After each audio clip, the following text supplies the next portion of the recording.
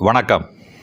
ஹரணி கவிஞர், கட்டுரையாளர், சிறுகதை எழுத்தாளர், நாவலாசிரியர், சிறார் இலக்கிய வித்தகர், நாடக ஆசிரியர் என பல நிலைகளில் படைப்புலகம், ஆய்வுலகம் என இரண்டிலும் தனக்கென ஒரு தனித்த அடையாளத்துடன் கடந்த 40 ஆண்டுகளுக்கும் மேலாக பயணித்து வருபவர்.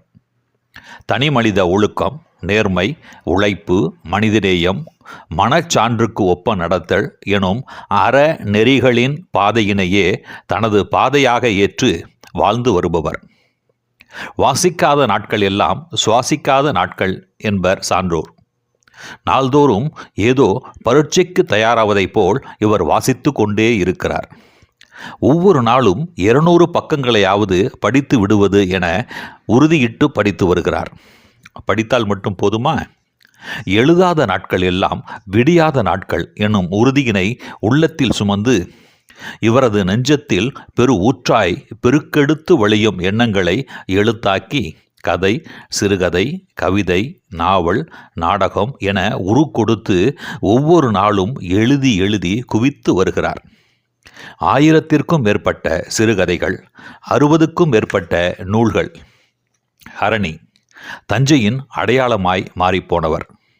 ஹரணி அவர்களின் இலக்கிய பயணத்தின் புது முயற்சியாக ஆட்டுக்குட்டியும் கடவுளும், சிங்கம்தான் ராஜாவா, ஒட்டகச் சிவிங்கியும் அற்புத விளக்கும், தாய்மையின் நியாயம், குயில் ஏன் காக்கை கூட்டில் முட்டையிடுகிறது என 5 சிறுவர் நூல்கள் ஒரு எழில்மிகு அட்டை பெட்டியுடன், விலங்கு பூங்கா நூல் தொகுப்பின் வெளியீட்டு விழா கடந்த 16/2/2025 ஞாயிற்றுக்கிழமை காலை தஞ்சாவூர் தெற்கு வீதி ஜவுளி செட்டி தெரு அனைத்திந்திய வங்கி ஊழியர் சங்க கட்டடத்தில் நடைபெற்றது. சிங்கப்பூர் மேனாள் தமிழ் விரிவுரையாளர், தமிழ் பருதி, கவிஞர் திருநாவுக்கரசு அவர்கள் தலைமையில் நடைபெற்ற விலங்கு பூங்கா சிறுவர் நூல்கள் வெளியீட்டு விழாவிற்கு வந்திருந்தோரை கவிஞர் ரெங்கசாமி அவர்கள் வரவேற்றார். இலக்கிய மாமணி, தமிழ்கடல், முனைவர் இரா கலியபெருமாள் ஐயா அவர்கள் விலங்கு பூங்கா நூல் தொகுப்பை வெளியிட தஞ்சாவூர் அழகு அச்சக உரிமையாளர் ரொட்டேரியன் மா பாரி அவர்கள் முதற்படியினை பெற்றுக்கொண்டார். கரந்தை ஜெயக்குமார், இதழாளர், எழுத்தாளர் வளம்புரி லேனா, கலை பண்பாட்டுத்துறையின் மேனாள் இணை இயக்குனர் முனைவர் இரா குணசேகரன் ஆகியோர் வாழ்த்துரை வழங்கினர். நூலாசிரியர் ஹரணி அவர்கள் நன்றி கூற விலங்கு பூங்கா நூல் வெளியீட்டு விழா இனிது நிறைவுற்றது. உமாமகேஸ்வர மேல்நிலைப் பள்ளியின் மேனாள் முதுகலை ஆசிரியரும் கரந்தை தமிழ்ச்சங்க நிறைவேற்றுக் கழக உறுப்பினருமான திரு மு பத்மநாபன் அவர்கள் விழா நிகழ்வுகளை அழகுற தொகுத்து வழங்கினார். விலங்கு பூங்கா நூல் தொகுப்பு வெளியீட்டு விழாவினை காண தங்களை அன்போடு அழைக்கின்றேன். வாருங்கள்.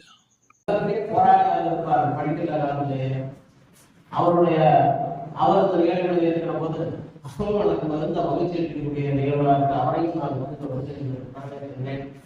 என்னுடைய இளைய நண்பர் லேனா அவர்கள் நான் இலக்கிய நிகழ்ச்சியாக இருந்தால் ஒரு 30 ஆண்டுகளுக்கு மேல முன்னாடி நடத்திக்கிட்டே இருப்போம். அது எல்லா நிகழ்ச்சியும் அவங்க வந்து அவர்கள் நிகழ்ச்சிக்கு வர்றாருன்னு சொல்லும்போது நான் ரொம்ப மகிழ்ச்சியாக அவரை கேட்டாங்க, நான் வர்றாரா அப்படின்னு கேட்டாங்க. அப்படின்னு சொல்லி அரங்கேற்றம் ரொம்ப மகிழ்ச்சியாக இருந்தது. அவர்களையும் நான் வரவேற்கின்றேன். அதே போல இங்கே தொகுப்புரை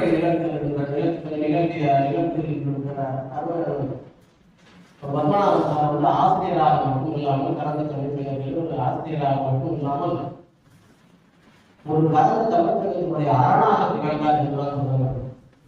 அவருடைய காப்புரிமையெல்லாம் காப்பதற்கு அவர் எடுத்துக்கொண்ட முயற்சிகள் ஏராளம் அதையெல்லாம் நம்ம மறந்து கொள்ள முடியாது. நாங்கள் எல்லாம் ஒரு ஒன்றாக இருந்த அவரோடு துணையாக இருக்கின்ற அந்த வாய்ப்பு இருக்கு.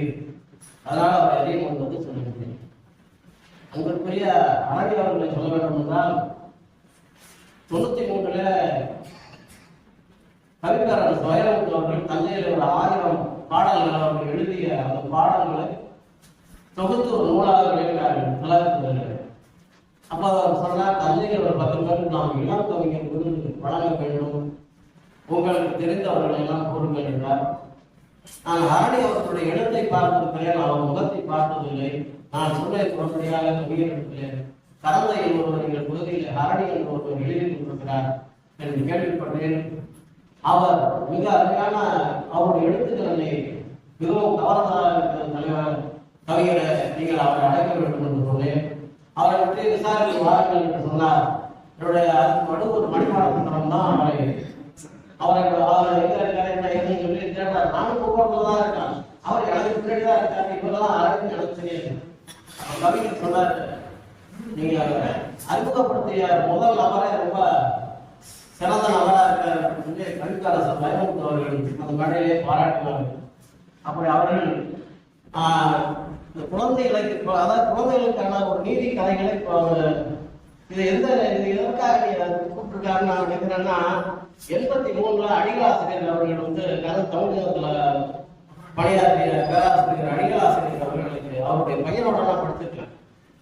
அப்ப அவருடைய தொடர்புகளுக்கு நெருக்கமா கிடைச்சது.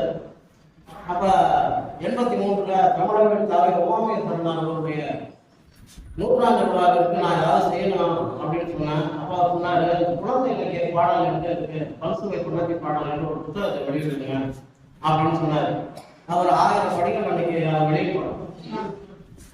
அப்படி வெளியிடுகிற போது குழந்தை இலக்கிய பாடல் இன்னைக்கு வரவேற்பு குறைக்க வரும்போது குழந்தைகளுக்குரிய நீதி கதைகளுடைய புத்தகத்தை இன்னைக்கு வெளியிட அதுக்காக தான் இந்த நிகழ்ச்சிக்கு அந்த வரவேற்பு குறைக்கு போட்டிருக்காரு நான் நினைக்கிறேன். அவருக்கும் என்னுடைய நெஞ்சார்ந்த நன்றியை தெரிவித்துக் கொள்கின்றேன். வருகை இருந்திருக்கின்ற அத்தனை பேரும் தமிழ் அறிஞர்கள். நான் யாருடைய பேரையும் உச்சரிக்க முடியாது. என்னுடைய அறிஞர் வல்லம் தாஜ்பால் அவர்கள் இங்கே வந்திருக்கின்ற அத்தனை பேரையும் வருகை என்று நான் வரவேற்று மகிழ்ச்சி வழங்கப்படுகிறேன்.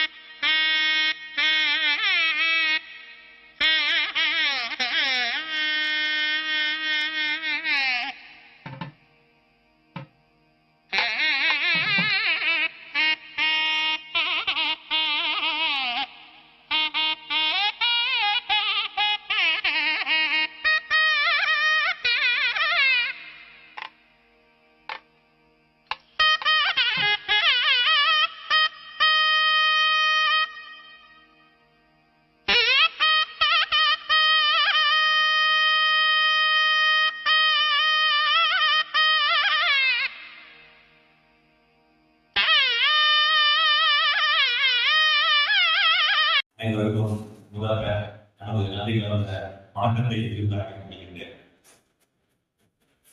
இன்று துணை வெளியிடும் ஐயா அரணி ஐயா அவர்களை சிறு வயது முதல் கொண்டு அண்ணாந்து பார்த்து தீர்ந்தவன ஒரு வகையில் எனக்கு உறவு அண்ணன் முறை இருந்தாலும் அவருடைய செயல்களையும் அவருடைய எழுத்தாக்களையும் நினைத்து வியந்து கொண்டிருக்கிறார்.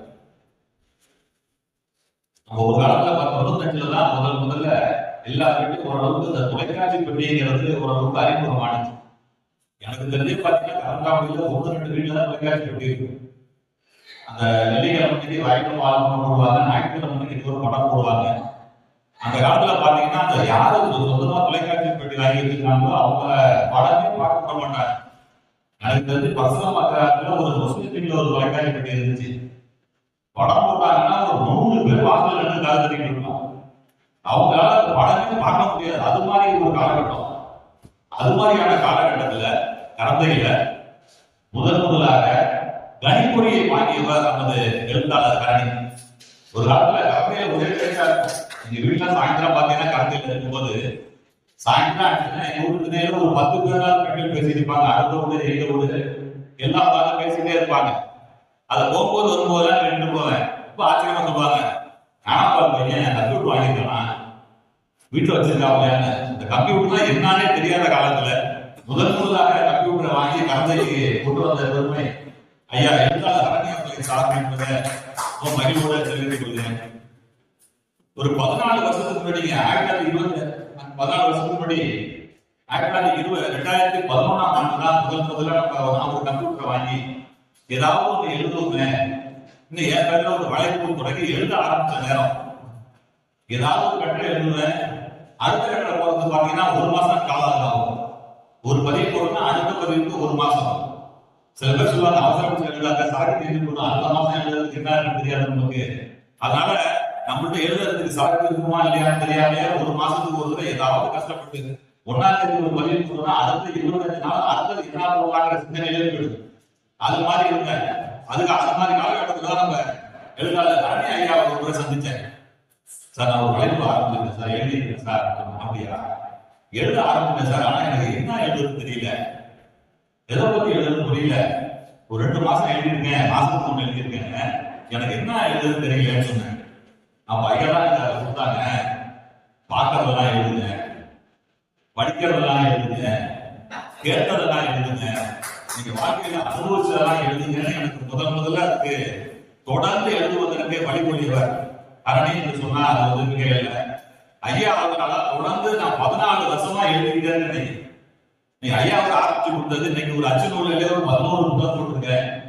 அமேசான்ல என்னோட புத்தகம் ஒரு 51 புத்தகம் இருக்கு. அதற்கெல்லாம் காரணம் வந்து ஆரம்பிச்சு ஐயா அரணி ஐயா அவர்கள் தான். நம்ம எல்லாருமே பயணம் போயிட்டு இருக்கோம், ஊரை சுத்தி பார்க்க ஒரு இடத்துக்கு ஒவ்வொரு நாள் தான் இருப்போம். ஆனா அரணி ஐயா மாதிரி தொடர்ந்து பயணிச்சவங்க பார்க்கறது ரொம்ப கஷ்டம். இவங்க வேலை பார்த்தது சிதம்பரம் அண்ணா யூனிவர்சிட்டியில, இவங்க வீடு பாத்தீங்கன்னா கலந்தாம தினமும் அசராம பஸ்ல காலையில 5 மணிக்கு பஸ் ஏறி சிதம்பரத்துக்கு போறது, திரும்ப பணியை முடிஞ்சு சிதம்பரத்துல இருந்து கலந்தாமணிக்கு பஸ் கிட்டத்தட்ட 10-15 வருஷமா திருப்பதிலேயே போயிருக்காங்க. அவங்க பையன் இருக்காங்க, பையன் எழுதியிருப்பாங்க, என் மகன் புவனை எந்த நேரத்துல எழுப்பினாலும் முகம் சுழிக்காம நம்ம சேர்த்து கொடுப்பாங்க, இன்னும் எழுதி பேருந்து நாவல எழுதியிருப்பாங்க. அது மாதிரி தொடர்ந்து 15 வருடங்களுக்கு மேலாக தினமும் கலந்தையில இருந்து சிதம்பரத்துல இருந்து கலந்தைக்கு பஸ்ல பயணிச்சிங்க.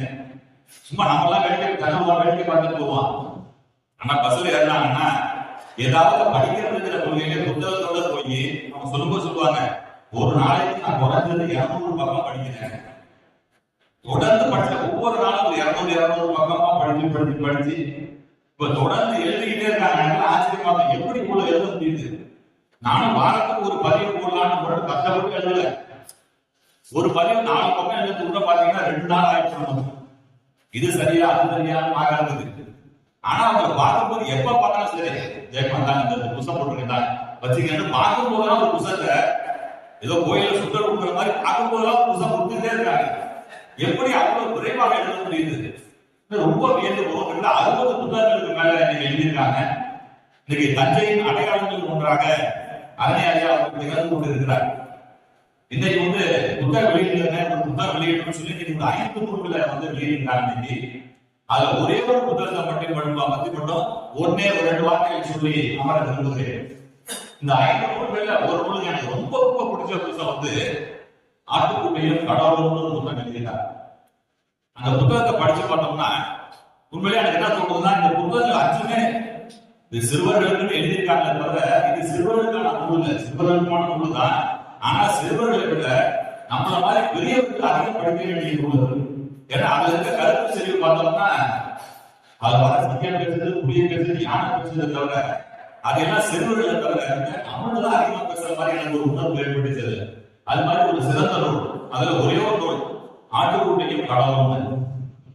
கடவுள் ஒரு நாள் பார்த்து யோசனை பண்ணி பார்க்கிறார், இந்த மனிதர்களுக்கு வரம் கொடுத்து அந்த அவருக்கு கடவுளுக்கு ரொம்ப போராடிட்டு இன்னும் கொஞ்ச நாளைக்கு மனிதர்களுக்கு வரம் கொடுத்து இருக்கணும், நம்ம கொடுத்துட்டு விலங்குகளுக்கு வரம் கொடுப்பாங்க ஒரு பெரிய யோசனை.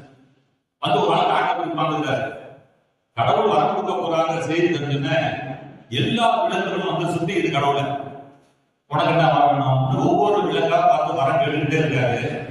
ஒவ்வொரு விலங்கா பார்த்து கடவுளை பார்த்து கடவுள் வரம் கேட்குது. கேட்கிற வரங்களை எல்லாம் கடவுள் கொடுத்து கொண்டே இருக்கிறார். ஒரே ஒரு சின்ன ஆட்டுக்குட்டி எதுவுமே பேசாம வரம் கடவுளை வந்து பார்த்துக்கிட்டே இருக்கு, ஒண்ணு கேட்கவே இல்லை. இவரு எல்லா விலங்குகளுக்கும் வரத்தை கொடுத்து முடிச்சுட்டு பார்க்கிறாரு. ஒரே ஒரு சின்ன ஆட்டுக்குட்டி மட்டும் நிற்குது.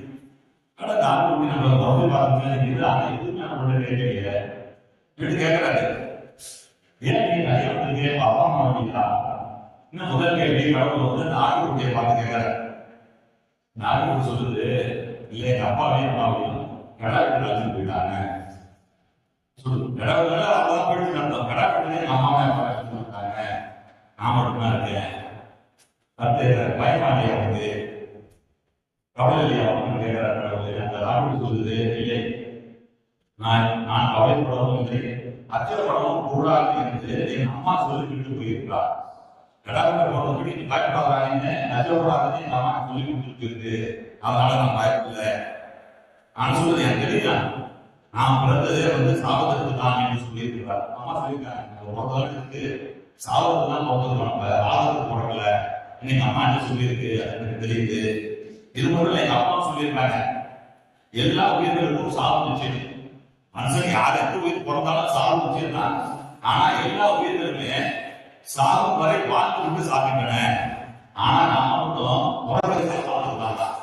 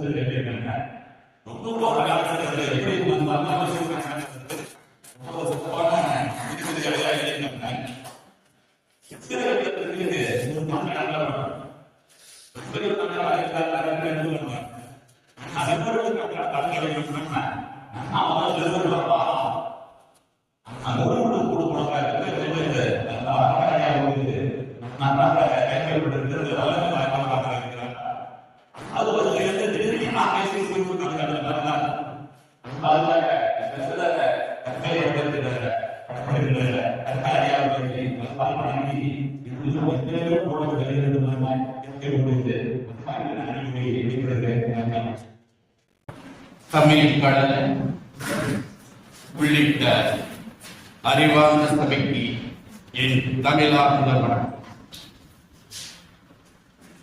தவறுகள் இயல்பு, அதை மன்னிப்பு கோருவது மாநில பண்பு.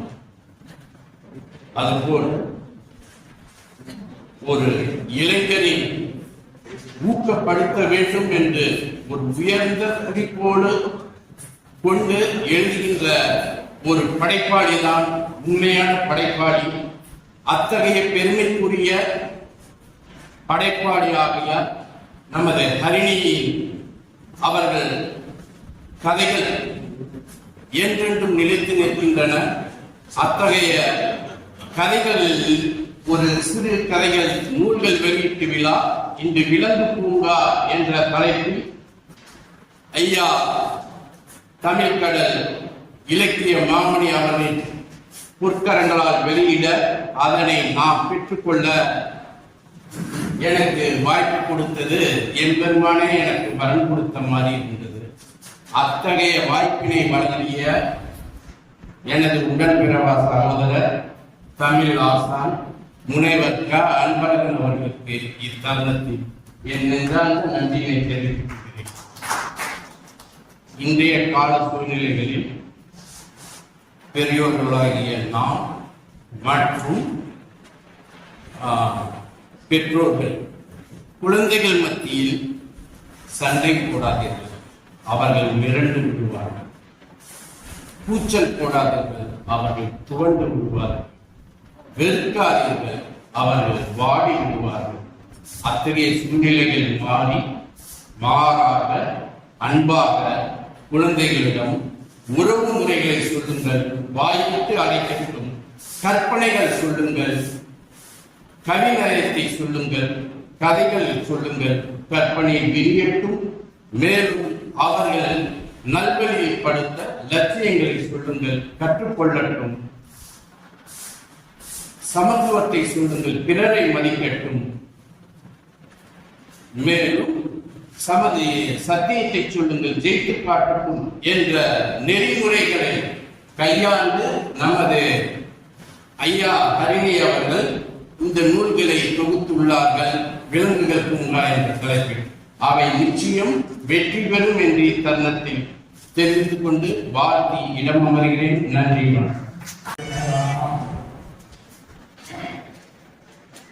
அரணியா நானும் ரொம்ப நெருங்கிய நண்பர்களாக பண்ணியிருக்கிறோம். இந்த விழாவை தேவகுமார் மாதிரி நானும் நின்று நடத்த வேண்டிய ஒரு ஆளாக இருக்க வேண்டிய ஆளு. என்னுடைய சமீபகால உடல்நல குறைவார் என்னை ஒரு சிறப்பு விருந்தினர் அரணி வேகத்துக்கு யாரும் எழுத முடியாது. இந்த 5 தான் எனக்கு டிஸ்கஸ் பண்ணாது. இந்த 5 எப்ப வெளியிடுறான், இந்த புத்தகம் வருங்கிறதே எனக்கு தெரியாது. ரெடி பண்ணி புத்தகம் வெளியிடுறாங்க. இதுக்கு முன்னாடி எல்லாத்தையுமே நாவல் முதற்கொண்டு எல்லாமே என்னுடைய கலந்துரையாடி நானும் அக்காவும் தான் முதல் ஆசிரியராக இருப்போம். அறிவுரை ஆலோசனை இருப்போம். இந்த வாழ்க்கை இருக்கக்கூடிய வாழ்க்கை அதான் என்ன வாழ்க்கைனா என்னுடைய எழுத்துக்களெல்லாம் இப்ப கைப்பிடிச்சு ரொம்ப வேகமா கொண்டு வராங்க. நான் என்னால போக முடியல. இன்னைக்கு ஒரு இது சொல்லுவாரு, நாளைக்கு கதையாகி நாளைக்கே அனுப்பிச்சுக்காரு. அடுத்த வாரத்தில் வந்துடும். நான் தான் கதைக்கான நான் ஒரு கதைக்கான ஒரு கருவை யோசிச்சுட்டு இருக்கேன். அந்த மாதிரி ரொம்ப வேகமா எழுதக்கூடியாக அவர் வாழ்க்கையை விட குகன வாழ்க்கையை தான் என் மனசுல தோணுது. அடுத்த கூட்டம் குகனுடைய கவிதை வெளியிட்ட விழாவா இருக்கணும். நீங்க அரணியா கடிவாத நானே நான் சொல்றேன். குகன் ஒரு கவிஞர். என் பையன் வரமாட்டாங்க. அரணியோட பையன் கவிதை எழுதான் அப்படிங்கும் போது அதை பாராட்ட வேண்டியது, ஊக்குவிக்க வேண்டியது நம்ம பொறுப்பு. கண்டிப்பா அடுத்த கூட்டம் அவனுடைய கவிதை வெளியீட்டு விழாவாக இருக்கணும் அப்படிங்கிற வாழ்க்கை விடைபெறுகிறேன். நன்றி, வணக்கம்.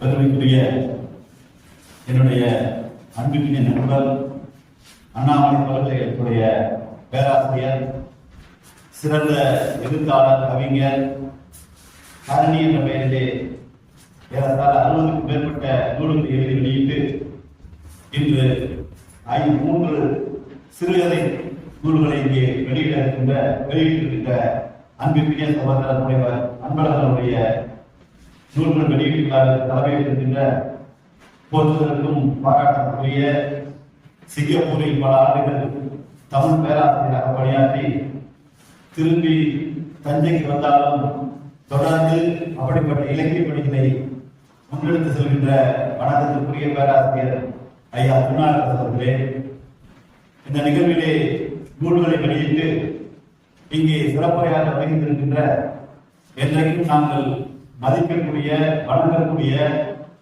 தமிழ்நாடு அரசின் சார்பிலே இலக்கிய மாமணி என்ற மிக உயரிய விருதை பெற்று இலக்கிய கடலாக இலக்கியம் திறந்து கொண்டிருக்கின்ற ஐயா தேவமாயா அவர்களே, இந்த நிகழ்விலே நூல்களை பெற்று இங்கே உரையாற்ற வந்திருக்கின்ற அழகத்தினுடைய உரிமையாளர் வணக்கத்துக்குரிய அருமைத்துவர் பாரி அவர்களே, வாழ்க்கை வழங்கி அமர்ந்திருக்கின்ற நம்முடைய எழுத்தாளர் வளமுறை லேனா அவர்களே, தஞ்சையிலே மட்டுமின்றி எந்த ஊரிலே இலக்கிய நிகழ்வுகள் நடைபெற்றாலும் எந்த நிகழ்வுகள் நடைபெற்றாலும் இன்றைக்கு நம்முடைய பத்மநாப ஈடுபடுத்தி போல நாம் ஏதோ அந்த நிகழ்ச்சிக்கு நேராக சென்று அமர்ந்து ரசித்ததை போல ஒரு உணர்வை ஏற்படுத்தக்கூடிய அளவிற்கு இன்றைக்கு வலைதளத்திலே உடனடியாக அந்த நிகழ்வுகளை கொண்டு நம் கண்முன்னால் எழுதிக் கொண்டிருக்கின்ற மிகச்சிறந்த நம்முடைய ஐயா திருநாளரசு குறிப்பிடார்கள். அவர்தான் தமிழ் குடிசில் இன்றைக்கு தமிழை காப்பாற்றக்கூடிய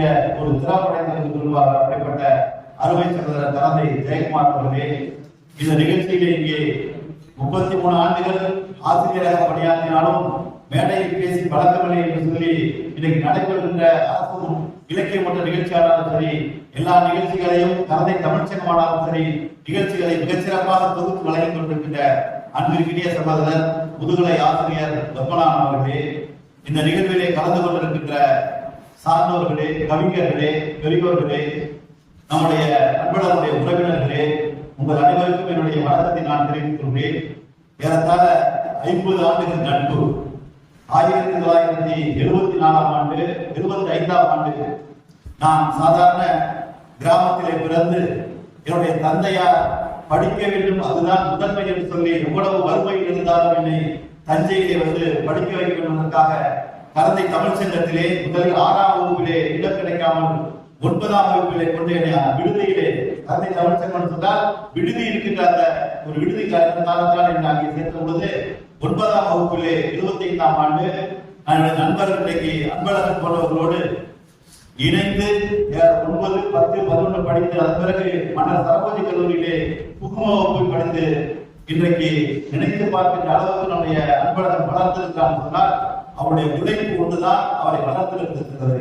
ஏனென்றால் அவர் பிஎஸ்சி படித்து அதன் பிறகு முதுகலை தமிழ் படித்து தமிழ் பல்கலைக்கழகத்திலே ஒரு சாதாரண பணியிலே உதவியாளராக இருந்து அதற்கு பிறகு முயற்சி எடுத்து தன்னுடைய முனைவர் பட்டம் எல்லாம் பெற்று அண்ணாமலை பல்கலைக்கழகத்திலே இன்றைக்கு பல்கலைக்கழகத்திலே அந்த தொலைதூர கல்வியிலே தமிழ்நாடு முழுவதும் கொண்டு பெயர் சொல்லக்கூடிய அளவிற்கு தன்னுடைய திறமை வளர்த்திருப்பதுதான் பேராசிரியர் அன்பழகன் அவர்கள்.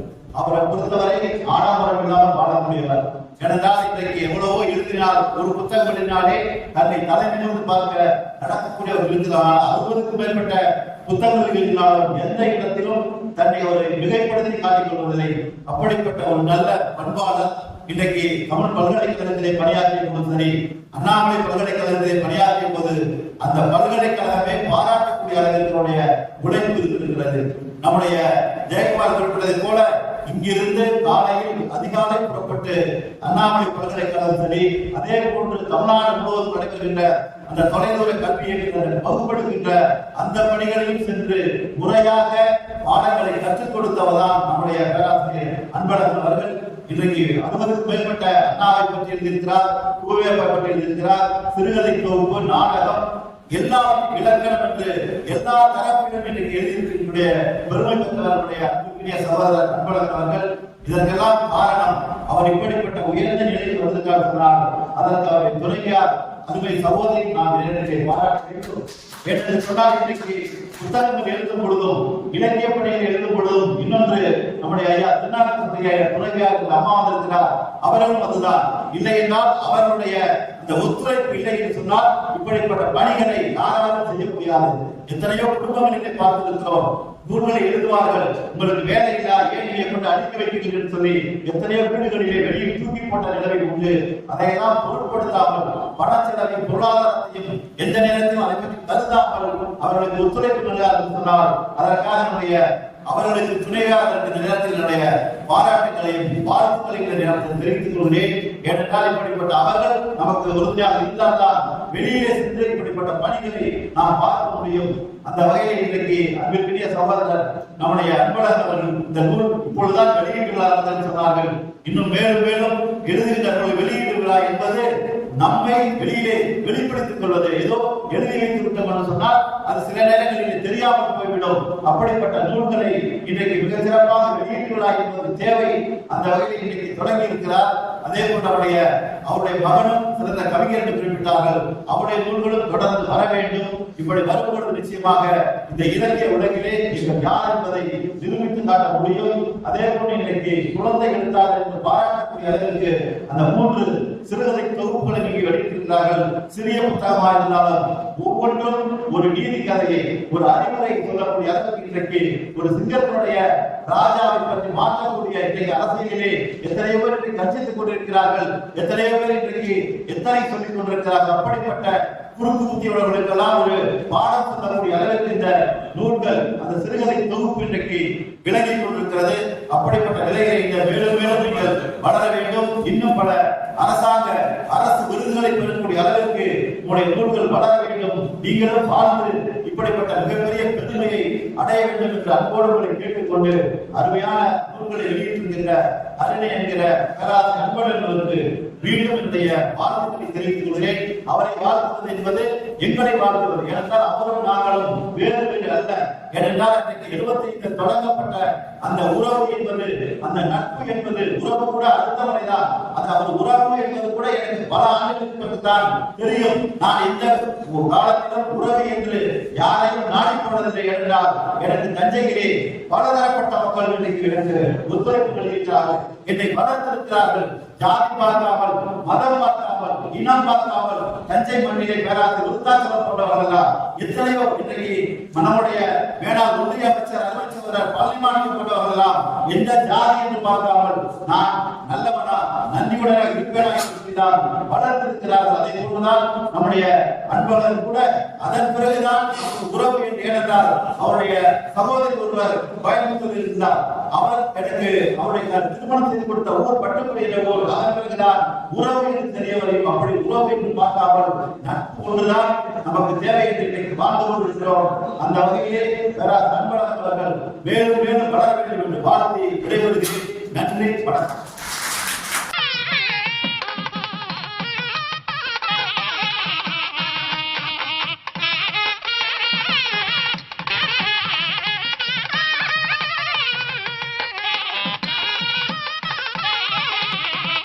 வாழை சொந்தங்கள் வாழ்க நண்பர்கள, எல்லா உயிர்களுக்கும் சுற்றுவார்கள். நம்பிக்குரிய பெரியவர்களே, வருகிறதற்கின்ற ஆற்றவர்களே, பெரியவர்களே, தாய்மார்களே, முதலில் என்னுடைய பணியான வணக்கத்தினை தெரிவித்துக் கொள்கிறேன். தலைமை என்று என்னை அதற்குரிய முனைவர் அன்பழகன் அவர்கள் அழைத்த போது எனக்கு சிறு தயக்கம் இருந்தது. அதன் காரணம் என்னுடைய நிலை வேறு, இங்கே இருக்கக்கூடிய மாபெரும் தமிழ் பெருமக்களுடைய நிலை வேறு. என் உயரம் ரொம்ப குறைவு. எனவே எப்படி கூச்சத்தோடு இதனை நான் ஏற்றுக்கொள்ள முடியும் என்று தயங்கினேன். ஆனால் அதையும் மீறிய இந்த நூலை வெளியிட்டிருக்கக்கூடிய தஞ்சை தமிழ் தந்தை, இப்ப நாங்க எப்படி கூப்பிடணும், அப்பான்னு கூப்பிட்ட மாதிரி சொல்றாங்க. தஞ்சை தமிழ் தந்தை எங்கள் மதிப்புக்குரிய ஐயா இலக்கிய மாமணி மதிப்புக்குரிய ஐயா அவர்களுடைய அருகில் இருப்பதால் கொஞ்சம் அந்த காற்று குறைவாக இருக்கும். ஏனென்றால் இந்த வீரர்களும் நான் அவர்களை பார்க்கும்போது ஒரு முறை பாதத்தை தொட்டு என் கண்ணிலே ஒட்டிக்கொள்வேன். என் தாய் தந்தைக்கு பிறகு அதிகமாக நான் பார்த்து தமிழையாவது தான். எனவே அது அந்த உலகில் மகிமை ஒரு பக்கம், மகிழ்ச்சி ஆகினால் அருகில் இருப்பதால் நான் கொஞ்சம் சமாதானமாக ஏற்றுக்கொண்டேன். அல்ல தலைமை என்று சொல்லக்கூடியவன் அல்ல, அருகில் இருப்பவன் என்ற சொல்லக்கூடியவன். அதற்கு அடுத்தபடியாக இந்த விழாவிலே முதலாவது வரவேற்புரையாற்றிய அதற்குரிய ஐயா ரங்கசாமி அவர்கள், கருந்தையைச் சேர்ந்தவர்கள், தொகுப்பாளர் மு. பத்மநாபன் அவர்கள், கருந்தையைச் சேர்ந்தவர்கள், ஜெயக்குமார் அவர்கள், கருந்தை ஜெயக்குமார் தான் பெயரே, அதற்குரிய மாமேஸ்வரன் பள்ளியினுடைய தலைமை ஆசான் சரவணன் வந்திருக்காங்க. இங்க இருக்கக்கூடிய தஞ்சையின் தமிழ் அறிஞர்கள், தமிழ் வரலாற்றினை முழுமையாக கற்றுணர்ந்த எங்கள் மூத்த பெரிய ஐயா ரங்கசாமி ஐயா இருக்காங்க. இன்னும் அவங்களுக்கு பேர் தெரியாத கருந்தையர்கள் நிறைய பேர் இருக்கிறாங்க. பாரத தேசம் என்று பெயர் சொல்லுவார், பயன் கொள்வார், பகை செய்வார் என்று பாரதி சொன்னாங்க. அப்படியே மாற்றி கருந்தை சங்கம் என்று பெயர் சொல்லுவார், பயம் கொள்வார், பகை கொள்வார் என்று சொல்லலாம். அந்த அளவுக்கு தமிழுக்காக, தமிழ் உரிமைக்காக, தமிழ் அமைப்புகளுக்காக நெடுங்காலம் கொண்டாடி வந்த அந்த அமைப்பில் இருந்து விட்டு வெளிவந்த தமிழ் பெருமக்கள் எண்ணற்றவர்கள் தஞ்சையை அலங்கரித்திருக்கின்றார்கள். அந்த கூட்டத்திலே வந்து நான் கலந்த பிறகு என் சிந்தனையை உணர்ந்தே அவருடைய திறமையை என்று உணர்கிறேன். அந்த அளவிலே நூலாசிரியர் அவர்கள் என்னை அழைத்த போது அவரும் கலந்தையிலே, அந்த கலந்தை மண்ணிலே உருவாகி இருக்கக்கூடிய ஒரு மாபெரும் எழுத்தார். இலக்கியத்தின் வகைகள் எல்லாருக்கும் தொட்டு எழுதி, எண்ணற்ற வகையிலே தொட்டு எழுதி, அதை சொல்லும் வகையில எழுதுவது முக்கியமல்ல, எழுதும் வகையில எழுதி தமிழ்நாடு அல்ல உலக அளவிலே பலருடைய நெஞ்சத்தை ஈர்த்த கதையாசிரியர். அவர்கள் இன்றைக்கு இந்த நூலை சிறுவர்களுக்கான சிறுவர் இலக்கியம், சிறார்களுக்கான கதை அதை கொடுத்திருக்கிறார்கள். இதை என்னுடைய பேச்சு வாங்க வேண்டும் நான் வீட்டிலே சொன்னேன். ஏனென்றால் பெரும்பாலும் தமிழை வளர்க்கக்கூடிய பெருமக்களுடைய இல்லத்திலே சற்று முன்பு அதற்குரிய நம்முடைய சகோதரர் குணசேகரன் அவர்கள் சொன்னதை போல இல்லத்தினருடைய ஆதரவு என்பது ரொம்ப குறைவாக தான் இருக்கும். நல்வாய்ப்பாக நம்முடைய கரண்டி அவர்களுக்கும் எனக்கும் அந்த வாய்ப்பு இருந்திருக்கிறது என்ற வகையிலே என்னுடைய பேட்டியை அழைத்தேன். மறுக்கும் ஞாயிற்றுக்கிழமை பல பொழுதுபோக்குகள் விளையாட்டுகள் இருந்தாலும் கூட வந்து இந்த பெரியவர்களோடு உட்கார்ந்து கேட்டார்கள். இது ஒரு நல்ல தொடக்கம். இனி இந்த கதையை படித்து அவர் பாட்டு எடுத்துக்கிட்டு வந்து அவங்க தான் பக்கத்துல இருந்து எல்லாம் சொல்லிட்டு இருப்பாங்க. நேரம் அந்த கதையை விளக்கி சொல்லுவார்கள். இப்பொழுதே கதை ஜெயக்குமார் ஒரு கதையை சொல்லிட்டாங்க. அந்த கதை என்ன ரொம்ப மனக்கவர்ந்த காரணம் என்னன்னா, இப்பொழுதுதான் வள்ளல் பெருமானுடைய தைப்பூச விழாவுக்காக நாங்கள் இந்த உயிரிழக்க அந்த தலைப்புல நான் பேசினேன். கரண்டி அவர்களுடைய இந்த கதையை நான் படிச்சுதான் இந்த கதையை வச்சு அங்கே பேசிவிட்டு வந்திருப்பேன். நான் என்னென்றால் ஆட்டுக்குட்டியுடைய குரலிலே கடவுள் வந்து பேசுகிறார். இது ஒரு நல்ல பதம். அதாவது அதனுடைய துயரத்தை குடால் உண்பதை பற்றி நான் பேசவில்லை, அதை பற்றி நான் விதத்து பேசவில்லை, அதை கொச்சைப்படுத்தவும் இல்லை. நான் சொல்ல வந்து உயிர் இறக்கத்தை பற்றி. ஏனென்றால் அருளை ஆள வேண்டும். அது வள்ளுவர் பெருமானுடைய கட்டளை நமக்கு. அந்த அருமணச்சியாக நம்ம கூட இருக்கக்கூடியவர்கள் மீது அந்த அருள் வருவதா இந்த அருமணச்சி அந்த கதை வழியாக வெளிப்படுத்தியிருக்கிறார்கள். மிக அருமையான அற்புதமான கதை. அவ்வாறே வந்திருக்கக்கூடிய மற்ற கதைகளும் சிங்கம் தான் ராஜாவா, இது இந்த நாட்டு அரசியல்வாதிகள் தங்கள் பேரக்குழந்தைகளுக்கு கொடுக்க வேண்டிய புத்தகம். அடுத்தது ஒட்டாட்சியிலையும் அற்புத விளக்கம். ரொம்ப பேராசை பிடித்து எல்லாருக்கும் ஆள வேண்டும் என்று நினைக்கக்கூடிய எந்த மனிதனுக்கும் அந்த வீட்டு பிள்ளை பேரக்குழந்தைகளுக்கு கொடுக்க வேண்டிய புத்தகம். அதற்கு அன்றாட இருக்கக்கூடிய குயிலியல் காக்கை கூட்டி முட்டை எடுக்கிறது. இது சாதாரணமாக நாம தாத்தா சொன்ன கதை தான், எல்லாருக்கும் தெரிந்த கதை தான் என்றாலும் ஒருவரிடத்தை ஒருவர் பறித்து வாழ்கின்ற மோசமான இந்த உலகத்தில் அந்த ரியல் எஸ்டேட் செய்யறவங்க கூட புரிந்து கொள்ள வேண்டிய கதை, எல்லாருமாக புரிந்து கொள்ள வேண்டிய கதை இது. எல்லாருக்கும் பொதுவான ஒரு பண்பு என்னென்றால் அந்த கதையிலே பொதுவாக கதை என்று ஒன்று இருக்கிறது. அதனுடைய சிறப்பு தன்மை இருக்கிறது. அதை சொல்லி முடிக்கின்ற விதம் மிக அழகாக இருக்கும். அவையெல்லாம் இருக்கிறது. இருந்தாலும் மேலோட்டமாக பார்க்கிறது இன்னொன்றை நான் கவனித்தேன். பூங்கா என்று கருத்து கொடுத்திருந்தாலும் இது பூங்கா அல்ல, காடு, பெருங்காடு. அந்த வனத்தினுடைய அழகையும் அருமையும் ஒவ்வொரு கதையிலும் தொடங்குகிறார்கள். நிகழ்காலத்திலே பெரும்பாலும் அழிக்கப்பட்ட வனங்களை பற்றிய துயரமான ஒரு எண்ணம் கொண்ட நமக்கு அந்த வனத்தினுடைய அழகை வர்ணிக்கின்ற ஒவ்வொரு விதமும் ஒரு குற்ற உணர்ச்சியை உண்டாக்குகிறது. ஆகா, நல்ல காடுகளை எடுத்து வந்த அத்தகைய அழகான காடுகளை வர்ணித்து அதில் இருக்கக்கூடிய மிருகங்கள் சொல்லக்கூடாது. மிருகங்களை விட உயர்ந்தவர்கள், இன்னும் சொல்லணும்னா மனிதர்களை விட உயர்ந்த பாத்திரங்கள் இதில் வர்ணிக்கிறார். அந்த பாத்திரங்கள் பேசிக் கொள்ளக்கூடிய பண்பு, பேசுகின்ற முறை, அருமை எல்லாமே மிக சிறிய பிராணியாக இருக்கக்கூடிய அணி, அதனுடைய புத்திசாலித்தனம், அதனுடைய விவேகம், அது எப்படி ஒரு பெரும் முயற்சியில தன்னை ஈடுபடுத்திக் கொள்கிறது. இதெல்லாம் சிலருக்கு பயன்படுகிறது. இதை பற்றி விரிவாக பேசலாம் என்றாலும் மற்றவர்கள் வாழ்த்துறை வழங்கிவிட்டதுனால் நான் சற்று விளக்கமாக இருக்கிறேன். ஒவ்வொரு கதையிலும் இந்த கதையை சொல்கின்ற விதத்திலும் அரண்ய அவர்கள் அவருடைய எழுத்தாற்றலை அழகாக பதிவிட்டிருக்கிறார்கள். சொல் அமைப்பு முறைகள் நன்றாக இருக்கிறது. பரந்த வாசிப்புக்குரியவர்கள் என்பதை நடையிலிருந்து புரிந்து கொள்ள முடிகிறது.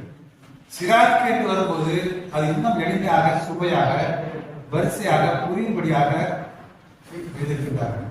அடுத்த நூல் அமைப்பு, அந்த நூலுக்கான ஓவியம் வந்ததுக்கான வந்தோடனே நான் ஆசிரியர் அவர்களுக்கு சொன்னேன், இந்த ஓவியத்தை யார் பக்கத்திலே சொன்னார்.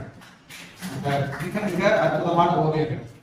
அதை கவர்ச்சியாக இருப்பதை விட இந்த வண்ணங்களுடைய அழுத்தம் இருப்பதை பிள்ளை மனசுல உடனே பதிவு எடுக்கணும்னு ஒரு எண்ணம் இருக்கின்றார்.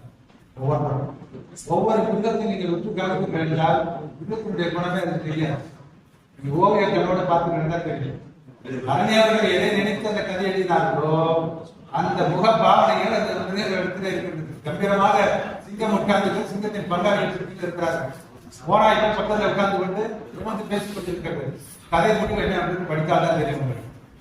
ஒவ்வொரு ஓவியத்திலும் இந்த நுணுக்கம் இருக்கிறது. எனவே இயற்கையை சொல்லுகின்ற விதம், வனத்தை வர்ணிக்கின்ற விதம், கதை சொல்லியிருக்கின்ற விதம், இவை எல்லாமே நூல்களை அருமையாக இருக்கிறது. இந்த நூலை எழுதிய ஆசிரியர் தரணி அவர்களை மனதார பாராட்டி நாம் அனைவரும் சார்பாக பாராட்டுகின்றேன்.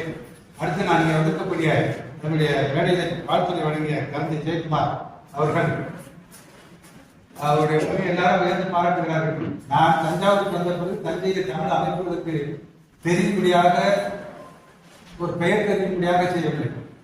என் பெயரை கெடுத்து விட்டார்கள் சொல்றாங்க. எல்லாம் அத்தானே சொல்லிவிட்டார்கள். ஐயா அவங்க செல்வானது ஐயா பார்த்தா மேடையில் சொல்றது அத்தான் இருக்கிறார்கள் சொல்றார்கள். எனவே ஒரு வகையில் நல்லது. இப்ப அண்மையில ஒரு திரைப்படம் வந்தது. அந்த திரைப்படத்தில் முழுதும் அத்தான் சொல்ல திரும்பி வந்து கொண்டே இருந்தது. அதை பார்க்கும்போது நான் நினைத்தேன், இந்த சொல்லாட்சி மிகவும் சமூகத்துக்கு தேவை. எனவே தாராளமாக கலந்து சொன்னார் அத்தான் என்று சொல்ல வேண்டும் என்று. எனவே ஐயா விஜயராமலிங்க ஐயா எங்கேயாவது பார்த்தார்கள் என்றால் பேராசிரியர் அத்தான் அவர்களே அவர்களிடம் கேட்பார்கள். என்னை பார்த்தால் ஜெயக்குமார் அவர்களே கேட்பார்கள். இந்த ஒரு நெருக்கத்தை எனக்கு கொடுத்த அன்புக்குரிய ஜெயக்குமார் அவர்கள் எல்லா தமிழ் பணியிலும் தன்னை ஈடுபடுத்திக் கொள்வதோடு அநேகமாக இந்த நிகழ்ச்சிக்கும் என்னை அவர் தான் ஊக்கப்பட்டிருப்பார் என்று நினைக்கிறேன். அவருக்கு என்னுடைய நன்றியை தெரிவிக்க வேண்டும்.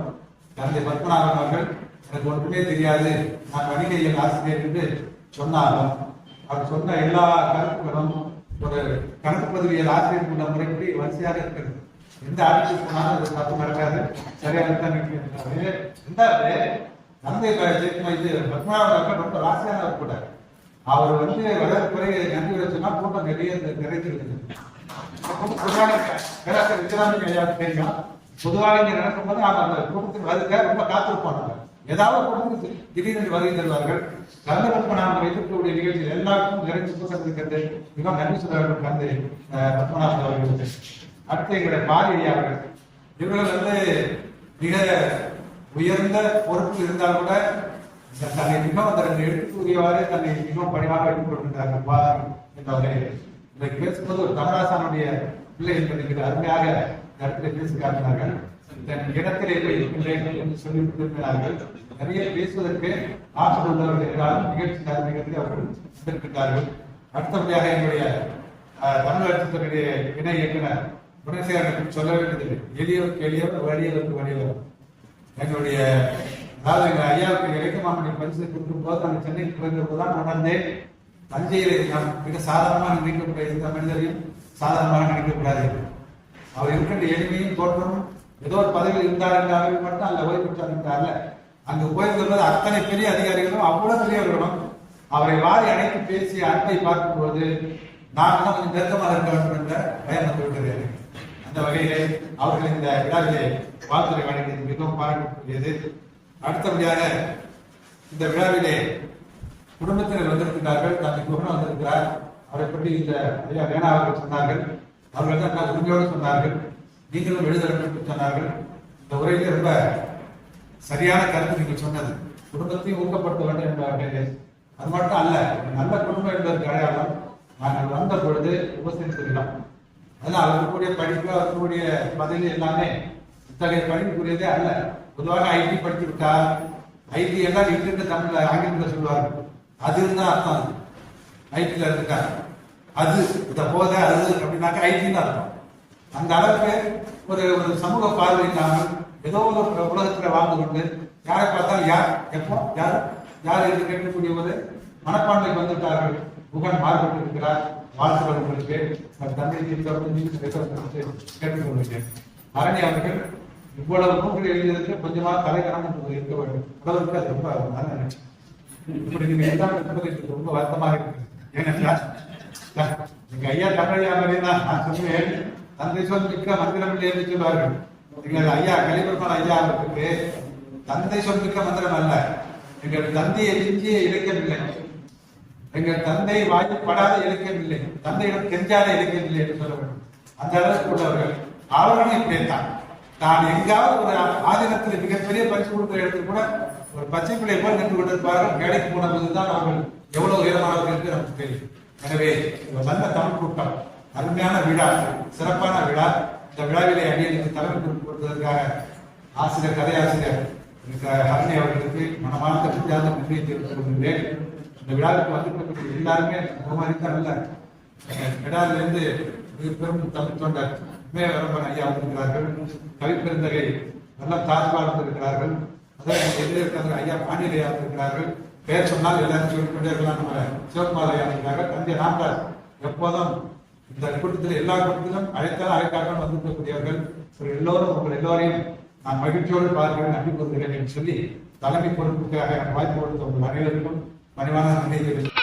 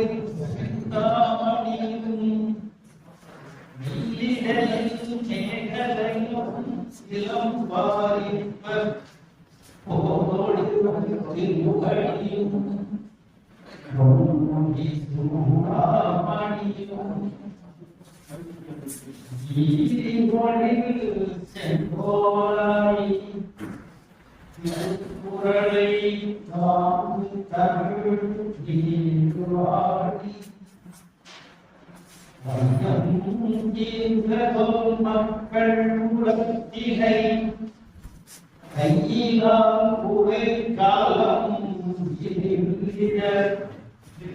மையனாரை அசைத்த பசுங்கள் கலை கொண்டு மணிக்குவான்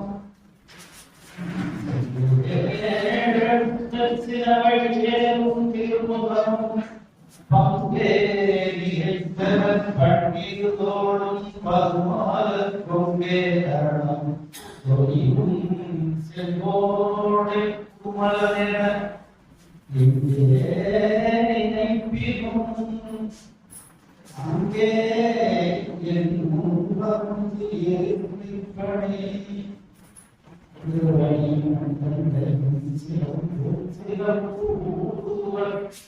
ஒருவடியேனும் கடப்புயர் மாறியும் மறுவடிவான மதனங்களாகும் மலர்களும் ஒருவடிவாகி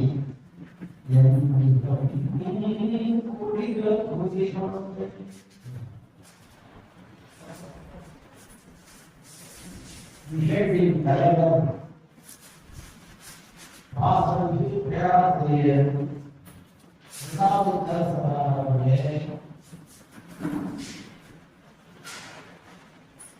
தம்பி அரணியை வாழ்த்தி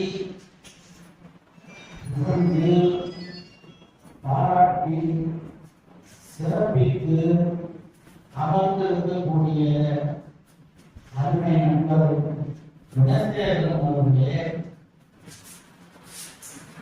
அழகு வாரி அவர்களே, அன்பிற்குரிய அரசியல் அவர்களே, அவருடைய இல்லத்தரசியார் கோமதியா அவர்களே, அவர்கள் ஈன்றெடுத்த வாழ்வில் வெற்றியாக ஈன்றெடுத்த மக்கள் செல்வங்களே, உற்சாக உதவிகளே, அழைப்பை அலைபேசி மூலமாக அறிந்து கொண்டு குழுமி உள்ள கவிஞர்களே,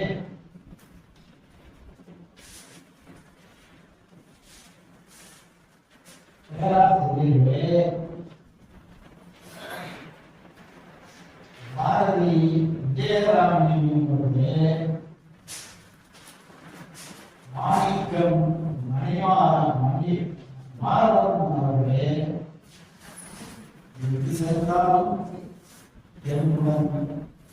முருகனை போல் தொடர்ந்து வரக்கூடிய கந்த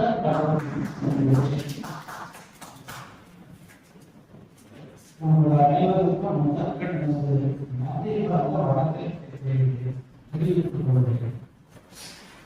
நீண்ட காலத்திற்கு பிறகு இலக்கியங்களை பற்றியும் பேசிக் கொண்டிருந்த என்னை கொஞ்சம் கதையைத்தான் சொல்லுகிறேன் என்று இந்த நிகழ்வுக்கு அழைத்து வந்த அரணியை நான் எவ்வளவு பாராட்டினாலும்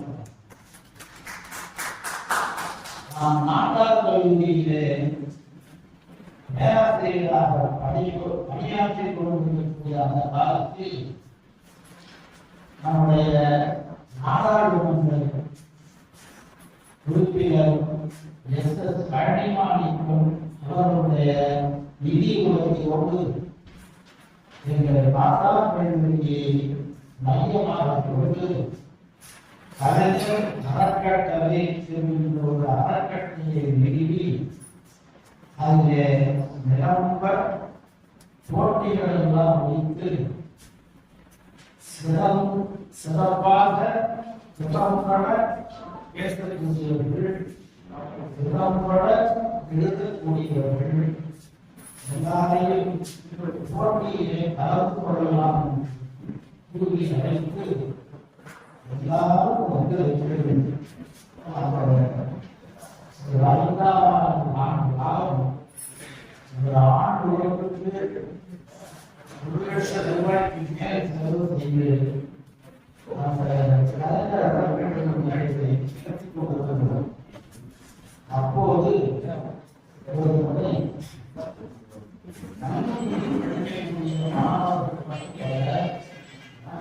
இடையே பணியாற்றிக் கொண்டிருக்கக்கூடிய பேராசிரியராக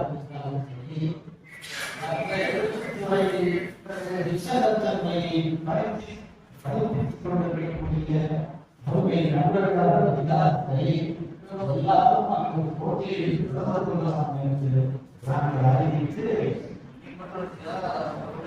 கவிதை எழுதி கொண்டிருக்கிறேன்.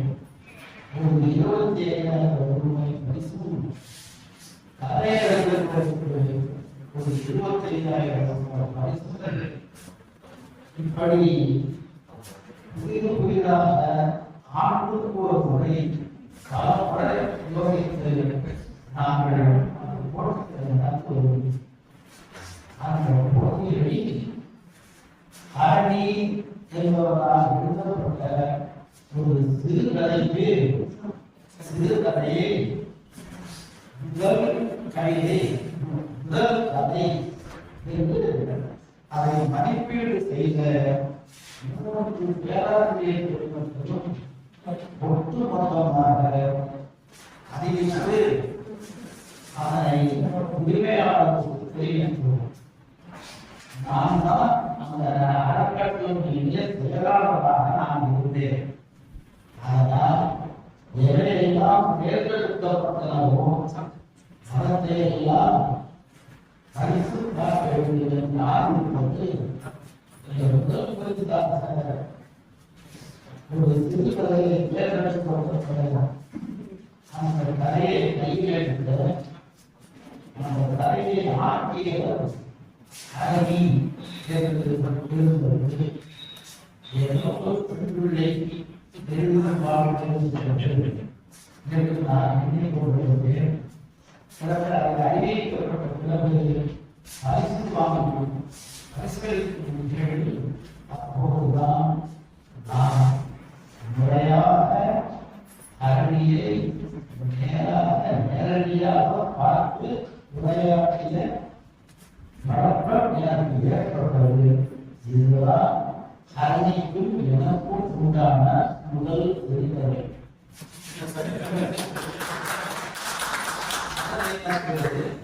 அறிமுகமாக சிறுகதை மூலமாக அறிமுகமானார். இன்று ஒரு 5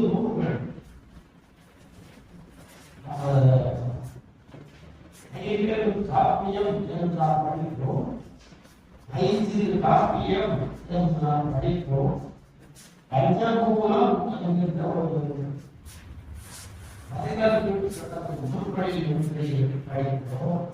இப்படி எதை பார்த்தாலும் நமக்கு 5 தோன்றும். நம்முடைய உடலிலே ஆகாயம், மண், காற்று, நீர், நிலம், தீ, வழி, போல 5 கலந்த விளக்கம் உலகமாக்கி தொல்காப்பியை சொன்னதை போல 5 புறங்கள் இருக்கின்றன. 5 புறங்கள் நமக்கு இருக்கிறது. வாய், கண், மூக்கு, செவி இவற்றின் வழியாக நாம் உணரக்கூடிய புலன் உணர்வு சுவை, ஒளி, கூறு, ஓசை, நாற்றம் என்ற 5 என்ற அந்த அறிவையும் சொல்லுவோம். பாரதத்தை கொண்டிருக்கிறது அதுக்கு பஞ்சமானவரும் இருக்கிறது. அவைகளை பற்றியே மட்டும் எழுதியிருக்கக்கூடிய அதுக்கு பஞ்சபத்திரத்தை எழுதி அதை நாம் எல்லாரும் பார்க்கிறோம். இவையெல்லாம் ஒற்றை நூலாகவும் சிறு நூலாகவும் பெரிய நூலாகவும் இந்த 5 எண்ணிக்கை அந்த வகையை எல்லாம் அடையணும். அதே போல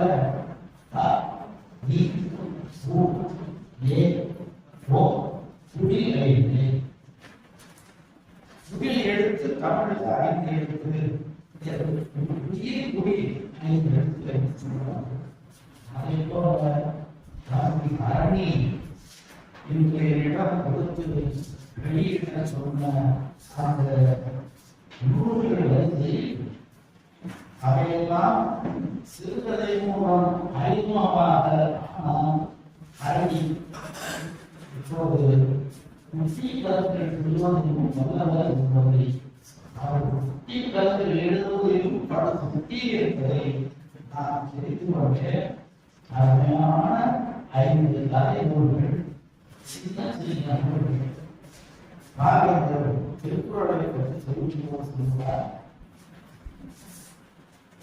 தமிழ்களை சின்னஞ்சிறிய 2 அடி அள்ளுவதும் உள்ளுவதும் உணர்வாகும் வண்ணம் ஒன்றும் அறம் பொருள் இன்பம் கொடுத்த திருவள்ளுவனை பெற்றதால் உதவேதுகள் கையறி இல்லாததில்லை திருவள்ளுவன் வாய் வைத்தவற்றுள் இல்லாததில்லை உடைந்த வாழ்விலேயே அழைத்து செல்லாததில்லை இல்லாததில்லை இணையில்லை உட்பாதற்கு இங்கிலத்தை என்று சொன்னார் போல இவருடைய 5 நூல்களும் ஒன்று ஆற்றுக்குடியும்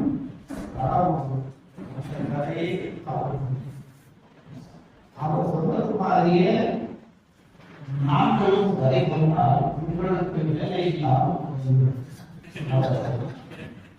நீங்கள் அதை வாங்கி நாங்கள் கதைகளை பற்றியும் அவர்களுடைய விரல்களின் அந்நியில் தோன்றிய அந்த வித்தைகளை பற்றியும் நீங்களே தெரிந்து கொள்ளுங்கள் என்று உங்களிடம் அந்த பொறுப்பை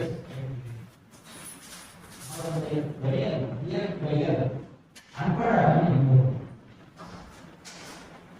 அன்பழகன் எப்படி தரணியானார் என்று நாம் தம்பி என்னுடைய இல்லம் தேடி வந்து ஆகியும் தம்பியும் என்னிடம் கேட்பாரோ என்னிடம்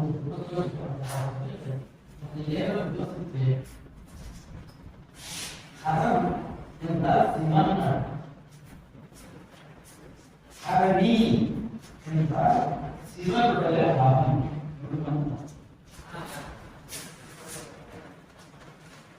அன்பழகன் என்பதும் முருகனுடைய வேறொரு பெயர்.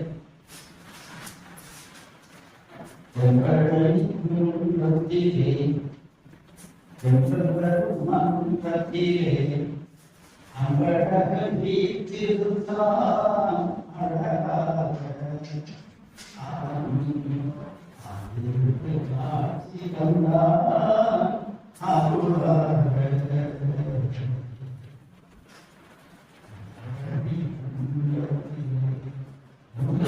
அன்பழகன் என்ற பெயர் ஒன்று என்பதை நீங்கள் தெரிந்து கொள்ள வேண்டும் என்பதற்காக ஒரு இலக்கிய சார்ந்த நான் எதை சொன்னாலும் அதற்கு இலக்கிய தரவுகள் பின்புலம் இல்லாமல் வாய் பிடித்ததோ வாய் பிடித்ததோ பேச கூப்பிட்டிருக்கிறார்களே ஏதாவது பேசுவோமே எழுத்தாளரை புகழ்வோமே என்றெல்லாம் எண்ணி வருவனாக அரணி என்கின்ற பெயர். சரி, ஹரன் என்பது சிவனுடைய பெயர். ஹரி, இதுவே ஹரிணி அப்படின்ற ஒரு பேர் இருக்குது. அது அது அதற்கான பொருள் ஹரி என்றால் மகாவிஷ்ணு, சிவன் மகாவிஷ்ணுடைய அவருக்கு பையன் இல்லை. இருந்தாலும் ஒரே ஒரு பையன் அவன் எல்லாருக்கும் சேட்டை செய்யறது மாதிரி சிவன்கிட்டையும் சேட்டை செய்தான். அந்த மன்மதனை அவர்களுக்கு எல்லாரும் இருந்து விட்டார்கள். பௌராணிக வரலாறு வந்து அவனுக்கு சொல்லியிருக்கிறது. அதே போல இந்த பெயர் தசரதன் மகன் தாசரதி, தசரதி ராமன் பேர். அதே போல ஜனகன் மகள் ஜனகி, அதான் ஜானகி. அதே போல இவர் சிவனுடைய பிள்ளை ஹரன், சிவன் ஹரன், அவருடைய பிள்ளை ஹரணி. இன்னொன்று கம்பரிடம் போவோம். அவர் ராவணன் என்கின்ற ஒரு தென்னிலங்கை மன்னர். ஆகவே சொல்வார், தென்திசையை நோக்குகின்றேன் எங்கள் சிந்தையெல்லாம் பொழுதெல்லாம் பூடிக்கு அடடா அந்த இலங்கையினை ஆண்ட மரத்தங்கள் ஐயிரண்டு திசை முதலும் நன்குவடை இழைத்தோடும் கொடையொடுக்கு கையிலான் உள்ளதை சேர்த்தை கூட்டத்தின் கூட்டம் ராவணன் என்று காட்டியிருப்ப அந்த ராவணனுக்கு ஒரு 3 குமாரர்கள், அதுல 2 பேர் ஹனுமானால் அழிக்கப்பட்டு விட்டார்கள். மிச்சம் இருந்தாலும் இந்திரனையே கொண்டு வந்து லங்கையில கட்டி போட்டவன். அதனால அவனுக்கு பேர் இந்திரன் ஜலி. அதான் இந்திரன். அவனை பற்றி சொல்லும் போது ராவணி என்று கம்பநாட்டாழ்வார் கம்பராமாயணத்தில் பதிவு செய்திருக்கிறார். ராவணன் மகன் ராவணி, தசரதன் மகன் வாசரதி, ஜனகன் மகன் ஜனகி, ஹரன் மகன் ஹரணி.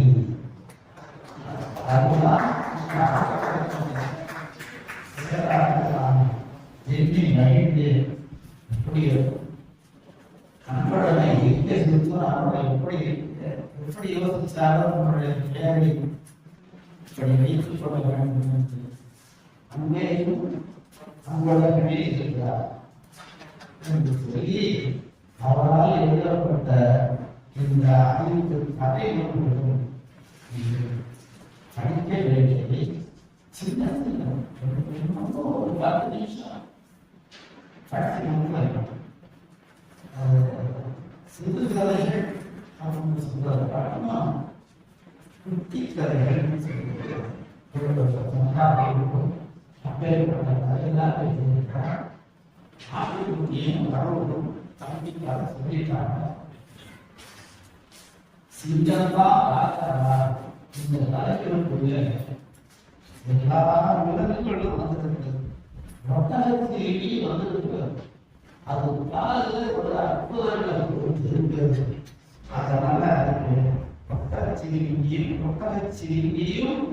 அற்புதங்கள் எல்லா படத்திலும் அற்புத விளக்கம் பேசா பூதாம அது மாதிரி ஒட்டகச்சிவிங்கி காலை கீழே செய்திருந்தா அங்கே இருந்து ஒரு பசங்க வரும்.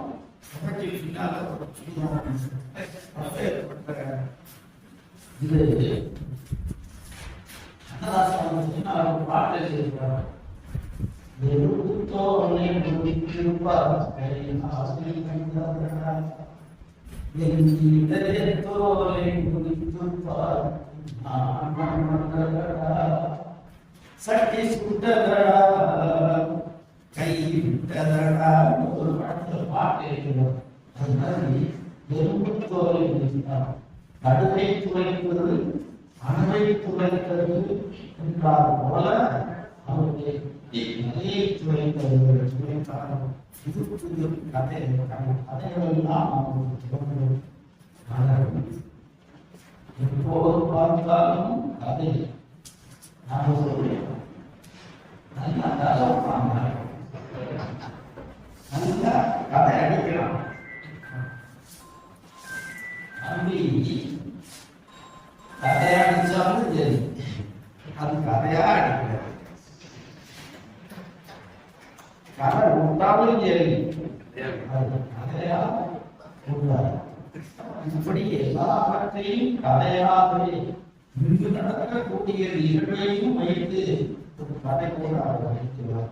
ஏன்னா எழுத்தாளருக்கு இந்த மாதிரியான கருத்தோடு தான் இருக்கணும். அப்படி இருந்தாலும் நான் எழுதுவேன் அப்படி என்று சொல்லக்கூடிய எழுத்தாளர்கள் இருக்கிறார். நான் கவிதை எழுதுவதற்கு செல்வல் என் மேல் வீச வேண்டும். நான் கவிதை எழுதுவதற்கு தத்துவம் உயிரோசை சற்றே வந்து சாதி விழ வேண்டும். இதெல்லாம் பார்ப்பவர் அல்ல. நான் கவிதை எழுதுவதற்கு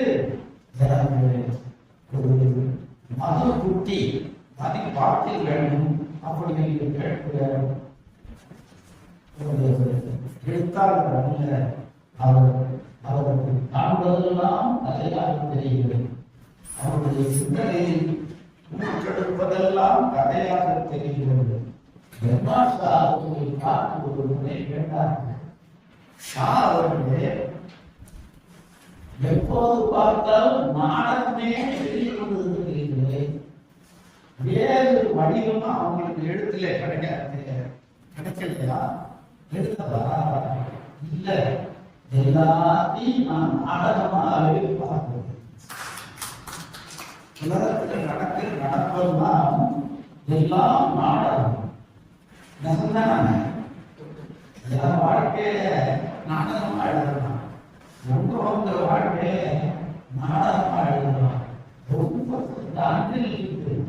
அதை எழுத சொன்னா எழுத கிடைக்கும் அப்படின்னு சொல்லி ஒரு கால கொடுத்தா அதை எழுதி வச்சோம்னா அதை நீங்க படிச்சு பாருங்கன்னா அதுல ஒரு நாடகத்தினுடைய கருப்பொருள் தெரியும். அப்பேற்பட்ட நல்லவை தமிழ் தாய் தம்பி அன்பழகனுடைய வழங்கிய சீதனமாக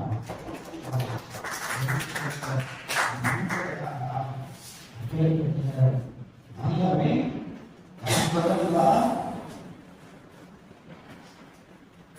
அவர்களுடையதான் என்று சொல்வார்கள். காண்பதெல்லாம் கதையாக சொல்லுவார். இது ஒரு நல்ல கதை சொல்லி அவருடைய தொழிலும் சரி, அவருடைய தொழிலாலும் சரி, அவருடைய உடையினர்களும் சரி, அவருடைய பேசி கொண்டிருந்தார். என்னுடைய கதைக்கான அனுப்பொருளை ஒரு முறை கலைஞர் அவர்கள் விழித்தலை தொகுதி சட்டமன்ற உறுப்பினராக காலையில் 6 மணிக்கு தஞ்சாவூர்ல ரயிலடியில எஸ்பிஎஸ் லாரி அங்க நான் உணவு அன்னை நானேன்னு ஒரு படம் ஒன்று கிருஷ்ணா தியேட்டரில் அதை பார்த்துட்டு நான் போயிருக்கேன். அவர் வந்தாரு, வந்து நடராஜனுக்கு வந்தார். நடராஜன் தூக்கிட்டு இருந்தார். பக்கத்தில் இருந்த இந்த ஆயுஷ் பையன் நான்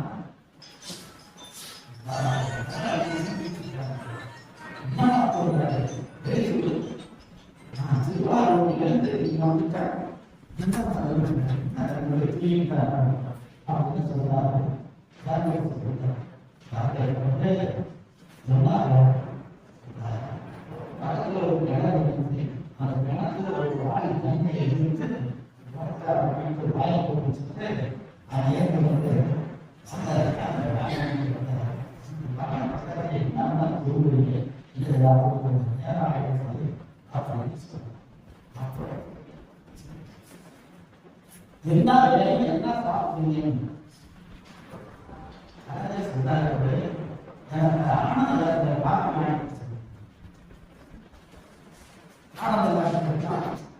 அப்ப அந்த காலத்துல தஞ்சாவூர்ல 2 கதைதான் பெருசா ஒன்னும் நல்லா இன்னொன்னு மாலை நேரம் சுற்றுப்பட்ட கிராமத்தில் இருக்கக்கூடிய ராஜாக்கள் எல்லாம் மாநாடு நடத்துவது ஆனந்தராஜ்.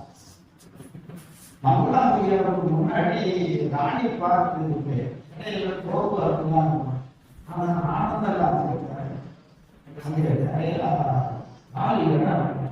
அங்க உட்கார்ந்து எந்த ஊர்ல என்ன நடந்துச்சு, எவன் மாட்டேன் எவன் ராத்திரியில குடிச்சு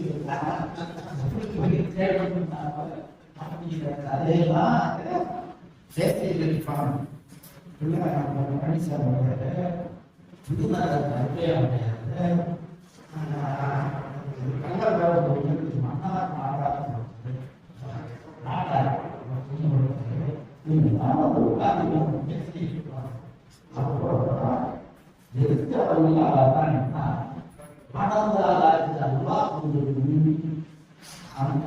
கிடைக்கக்கூடிய டாபிக் தான் அவர்களுடைய சீமானெல்லாம் அவர் வருவாங்க. அந்த காப்பியை எப்போதோ கலைஞர் சாப்பிட்டார்.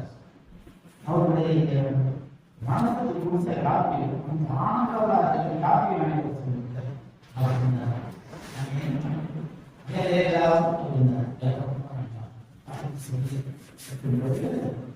அவர் கேட்டாரு, அன்னை நானே படம் இந்த ஓடுதான் கேட்டேன். தஞ்சாவூர்ல கிருஷ்ணா தேவியில் ஓடுது. அந்த படம் பார்த்து படம் எப்படி இருக்கு, யாரு இங்கே இருக்கிறதுல யாரு பார்க்கலாம். அப்ப நான் கலந்தை கல்லூரி மாணவன். அந்த தஞ்சாவூர்ல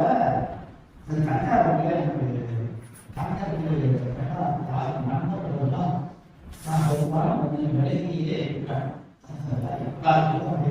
நான் யாருக்கையும் போய் அந்த எவ்வளவு பையன் பிச்சை அதனால அவனை போய் எழுப்பி அந்த காலையில ஏற சொல்றேன். அந்த பசங்களாம் கலைஞரை காலம்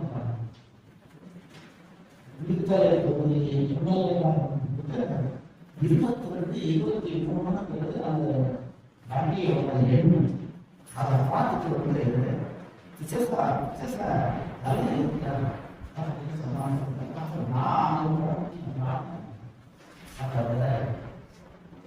கலைஞர் கேட்டாரு, அண்ணே மனசில் படம் போடுதா யாரும் பார்த்து அந்த எல்லாருமே நான் தான் வரேன். எப்படி இருக்கு படம் அப்படின்னு அது சாம்ராட் சொல்லி மாறா இவர் அதுல இடையில ஒரு காலம் உண்டு. அது சாம்ராட் நல்லா அதுல சொல்லாரு, எதுக்காக சொல்றீங்க தெரியும். நீங்க எதுக்காக சாம்ராட் தெரியும். அந்த மாதிரி அப்படி பேசி கொண்டிருக்கும்போது இடையில முரசொலி மாறனை பற்றி பேச்சு வந்துச்சு. முரசொலி இதழுக்கு அவர் தான் பொறுப்பாசிரியர்.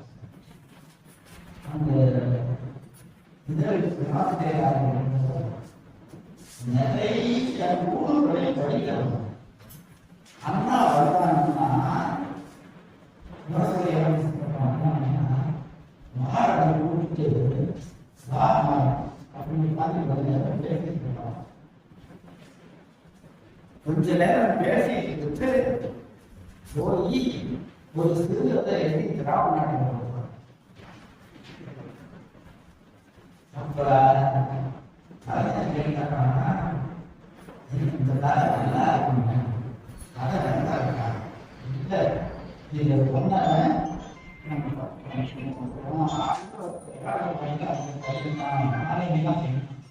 அவங்கள்ட்ட பேசி நிறைய சொல்லணும், சிறு கதையில் சொல்லணும், நெடுங்கதையில் சொல்லணும், அப்படியா பேசணும். அந்த மாதிரி தம்பி கதை என்ன பேசிக்கிட்டாலும் ஒரு கதையாக கதை எடுத்து வளர்ந்தவர்களுக்கு நாமெல்லாம் சின்ன பிள்ளையில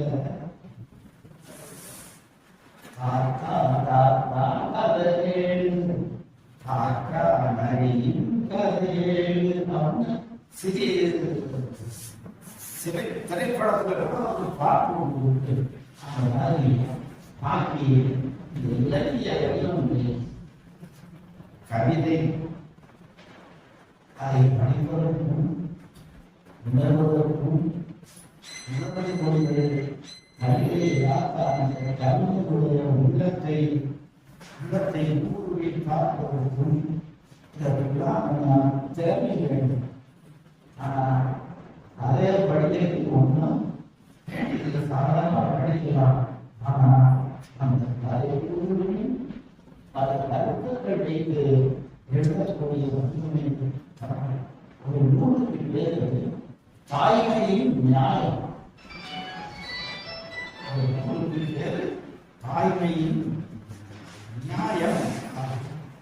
இந்த மாதிரி ஒரு 5 நூல்களை அதெல்லாம் படித்து ஒரு தாய்மைக்கு தாய்மையுடைய சிறப்புக்கு ஒரு அழகான சின்ன மலர்களை சொல்லணும்னா இந்த கவிதை நான் சொல்லணும். ஏன்னா உலகத்திலேயே தினம் நாம் எல்லாரையும் மதிக்கப்படுவதில்லை, துதிக்கப்படுவதில்லை. ஒரு உயிர் ஒன்று உண்டால் அது தாயினுடைய நிர்வாகம்.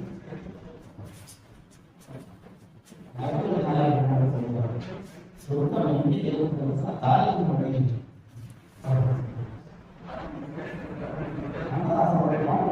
தாயின் வழியில் தலை வைத்து வந்தால் துயரம் தெரிவதில்லை. அதே மாதிரி வீடு நோக்கி ஓடி வந்த என்னையே நாளைக்குதே அநேக நன்மையே அப்படின்னு ஒரு பாட்டு ஒரு ரத்தத்தில் அவர் எழுதினார்.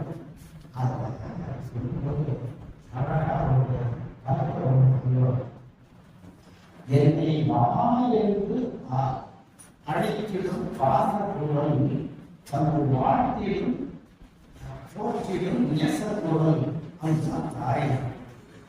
அன்பு தாயே போதில்லை நாடி அதை தாய்ந்து ஆசைகள் கோடி என்னை மாயங்கு வளர்த்திடும் பாசக்குரல்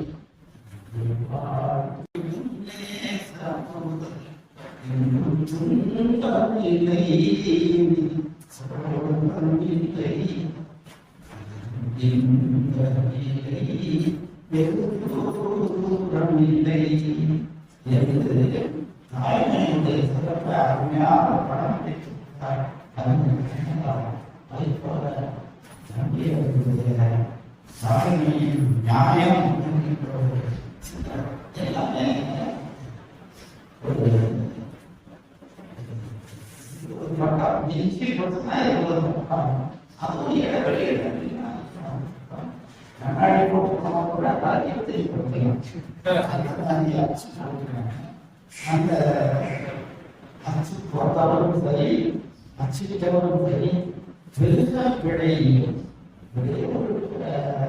எடுத்து பிழையும் படம் பிடித்த டீயை விட்டுட்டு படம் பிடித்த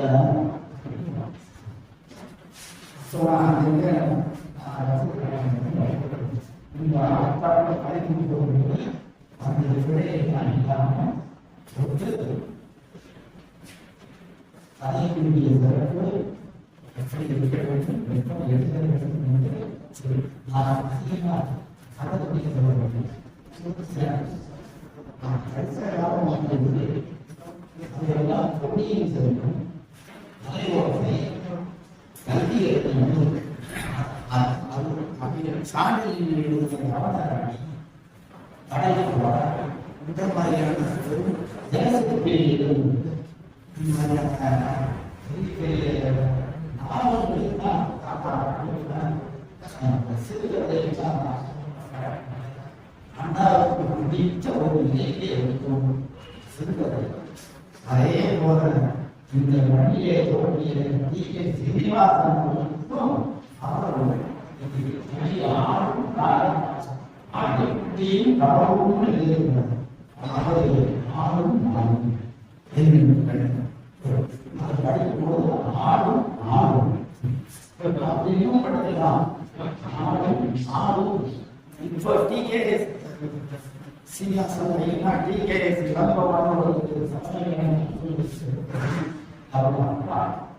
அந்த நூல் வெளியீட்டுகளா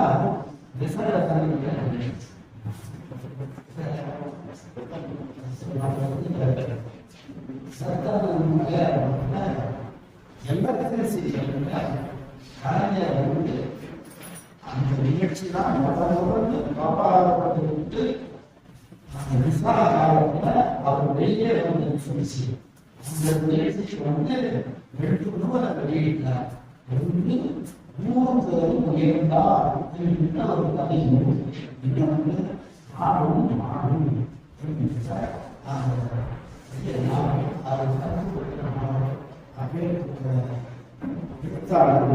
தெரிந்த மனிதன் என்று அதோடு கலந்த மனிதர் இருந்தால் அதை மட்டுமா எழுதவரும் கவிதையும் எழுதவரும் இலக்கணமும் யாக்க வரும். இலக்கணம் சொல்ல வரும். சாதாரணமாக வரக்கூடிய களிமண் பொறுமையெல்லாம் ஒரு பெரிய சிற்பமாக வடிவமைத்து தரக்கூடிய மண் கரந்தை மண். அந்த கரந்தை மண் அதோடு மட்டுமல்ல அவர்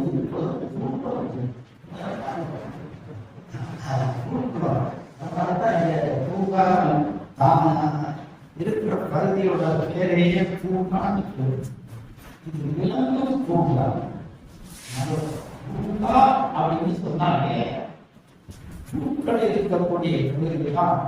ஆனா பூக்களே இல்லாம வெறும் விலங்கு கூட்டம் ராதா கூட்டம்னு ஒரு படம் வரும். அது மாதிரி இது கதை கூட்டம் ஒரு 5 நூறு அவர்கள் அருமையாக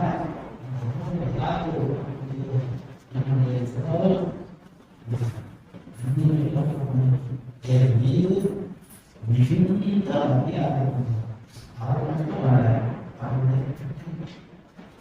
அவருடைய பிள்ளை அவருடைய வாழ்க்கை துணை இந்த மாதிரியான பிள்ளை அந்த மாதிரியான துணையை கிடைத்தால் சாதாரண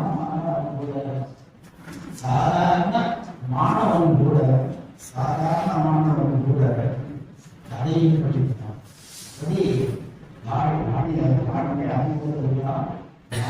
அனைவருதான் இறைவன் கொடுத்த படம் என்று நதியிலே வளர்ச்சி தோன்றும் போது மதி இன்னும் நான் இருக்கிறேன் அவருடைய கடுவா இருக்கின்ற அந்த மதியை தடுமாற்றத்தை நோக்கி தடமாற்றத்தையும் நீக்கி நல்ல வழி மாற்றக்கூடிய நல்ல வாழ்க்கை நல்ல நண்பர் நல்ல உற்றார் உறவினர் இந்த அவர் மேற்கொண்டிருக்கக்கூடிய அந்த எழுத்துத்துறையில் வந்தவர்களோடு இருக்கிறார்கள். அல்லது நிறைய எழுத்துக்களை வாசிக்கக்கூடிய பாசகத்தோடு வந்திருக்கிறார்கள். அந்த அவருடைய இல்லத்தை சேர்ந்த உற்றார் உறவினர்கள்தான் வந்திருக்கிறார்கள். எல்லாரையும் ஒரு சேர இந்த சிறு கதை ஒரு சிறு கதையை எல்லாம் நான் படிச்ச பஞ்சதந்திர கதைகள் அதுதான் இப்போது நம் கண் முன்னால் நம்மிடையே நம்பி உருவாக இருந்து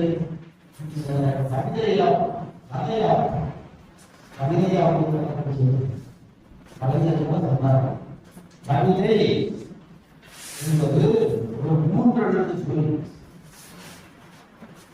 கடைசி எழுத்த விட்டுட்டீங்கன்னா கவின்னு வரும், நடு எழுத்த விட்டுட்டீங்கன்னா கதை வரும்.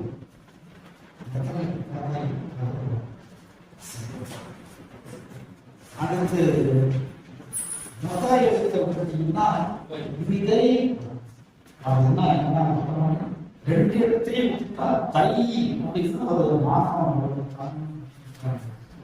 அதுலேயே அவர் எழுதியிருக்கிற கதையில நம்முடைய உள்ளத்தை கணிக்கக்கூடிய தன்மையும் இருக்கிறது, அதை படித்தால் கதையும் இருக்கிறது, அதற்குள்ள ஒரு விதை போல ஒரு கருவும் இருக்கிறது. இத்தனையும் ஒன்றாக தைத்து வைக்கக்கூடிய எழுத்து வல்லமையும் அவர்கள் எத்தனையோ பணியை ஆக்கி எல்லாரும் தன்னுடைய பதவிக்காலம் பணிக்காலம் முடியும்னு யாரும் பார்க்கப்படுவதில்லை, நினைக்கிறதில்லை. ஐயோ உதய போத இன்னமே என்ன அறிவிப்போம். இந்த மாதிரியான உலகத்துல இன்னும் பணியாற்றலாம், இன்னும் தொண்டு பணியாற்றலாம், இன்னும் நிறைய வருமான ஒழுங்குகள்லாம் இருக்கும் போதே விருப்ப ஓய்வு பெற்று இங்கு வந்தது. எப்படி பார்த்தாலும் பேராசிரியராக வந்திருக்கிறார். அந்த தொலைதூர கல்வி அதையெல்லாம் நினைக்கக்கூடிய தமிழ் விதமாக தமிழ் பல்கலைக்கழகம் என்கின்ற ஒரு பல்கலைக்கழகத்தில் இருந்துவிட்டு அண்ணாமலை பல்கலைக்கழகம் என்கின்ற இன்னொரு பல்கலைக்கழகத்தில் சொல்றாங்க, யூனிவர்சிட்டி ரிட்டர்ன் அப்படின்னு சொல்றாங்க. அந்த மாதிரி 2 பல்கலைக்கழகத்தையும் பார்த்துட்டு அந்த பணியாற்றக்கூடிய நண்பர்களையும் பார்த்து அவர்களுடைய பணியையும் பார்த்துட்டு நாம் இருந்தால் நம்மையும் இவர்களுக்கு போல் நினைத்துவார்களோ என்று வியந்து எவ்வளவு செய்யக்கூடாது அது வந்து விடுதலை பெற முடியும். நான் அரசு முடியாது என்று சொல்வதற்குதான் பூமியை கையெழுத்தை சேர்ந்து நன்னடி போட்டாங்க. முதலாவது அரசு பதவி தவறு சொல்வதற்காக அடுத்த நாடு அரசியல் பதவி நடனம் உண்டாகிறது. ஞானம் வந்து பட்டம் கட்டிக்கொள்ளும் போவதற்கு எவ்வளவு மகிழ்ச்சியாக அனுபவம், அதற்காட்டிலும் மகிழ்ச்சியாக பட்டம் இல்லை என்று சொல்லுவதே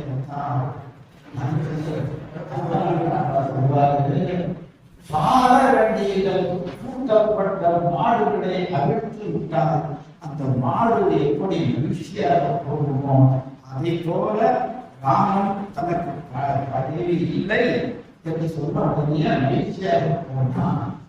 அப்படி என்று கம்பநாட்டாளர்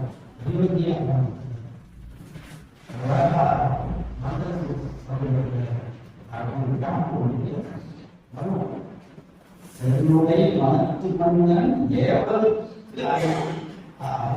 அப்பாடு சொன்னாரே பணியை கைகளை கொண்டான். ஆனா இப்ப இல்லைன்னு சொல்றாங்க. ஊருடைய சரணம் பூண்டு உடையவர் வீட்ட தாயேது அருளுடைய ஒருவன் நீக்க அப்பினி அழுந்ததற்கான எஸ்பிசி டிபார்ட்மெண்ட்டுக்காக ரொம்ப பார்வையாற்றி கொண்டாங்க. அந்த மாதிரி யாரோ ஒரு அருளுடையவன் விட்டவர் மாதிரி துன்பத்தரிச்ச மாடு எப்படி மகிழ்ச்சியாக போகணும் அதை போல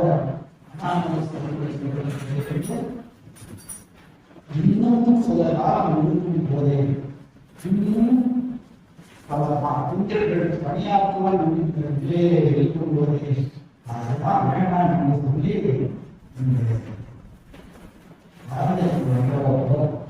இப்படி வித்தியாசமான அதிசயமான குணங்களுக்கு சொந்தக்காரர் அருணி அவர் வாழ்க, அவர் பிள்ளைகள் வாழ்க, மனைவியார் வாழ்க, வந்திருக்கக்கூடிய எல்லா நண்பர்களும் வாழ்க என்பார். அது ஆக்குவதற்கு ஒரு காரணமும் இல்லை, வயசாயிடுச்சு. ஏன்னா ஆகிய எல்லாத்துக்கும் நான் ஏதாவது வேலை செய்யணும்,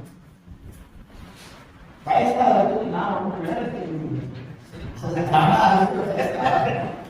அதனால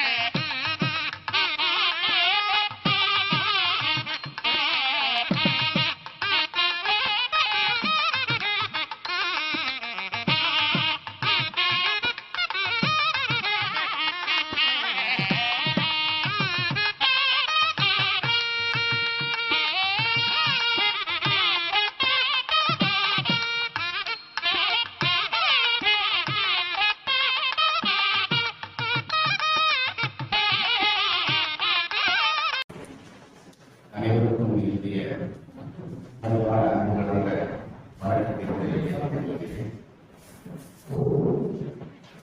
மருந்தாய்வு கொடுத்த அறம் என்று நன்றி. அதுபோன்று தமிழாய்வு கொடுத்த பிறவர்கள் அனுமதிக்கக்கூடிய இந்த சபையை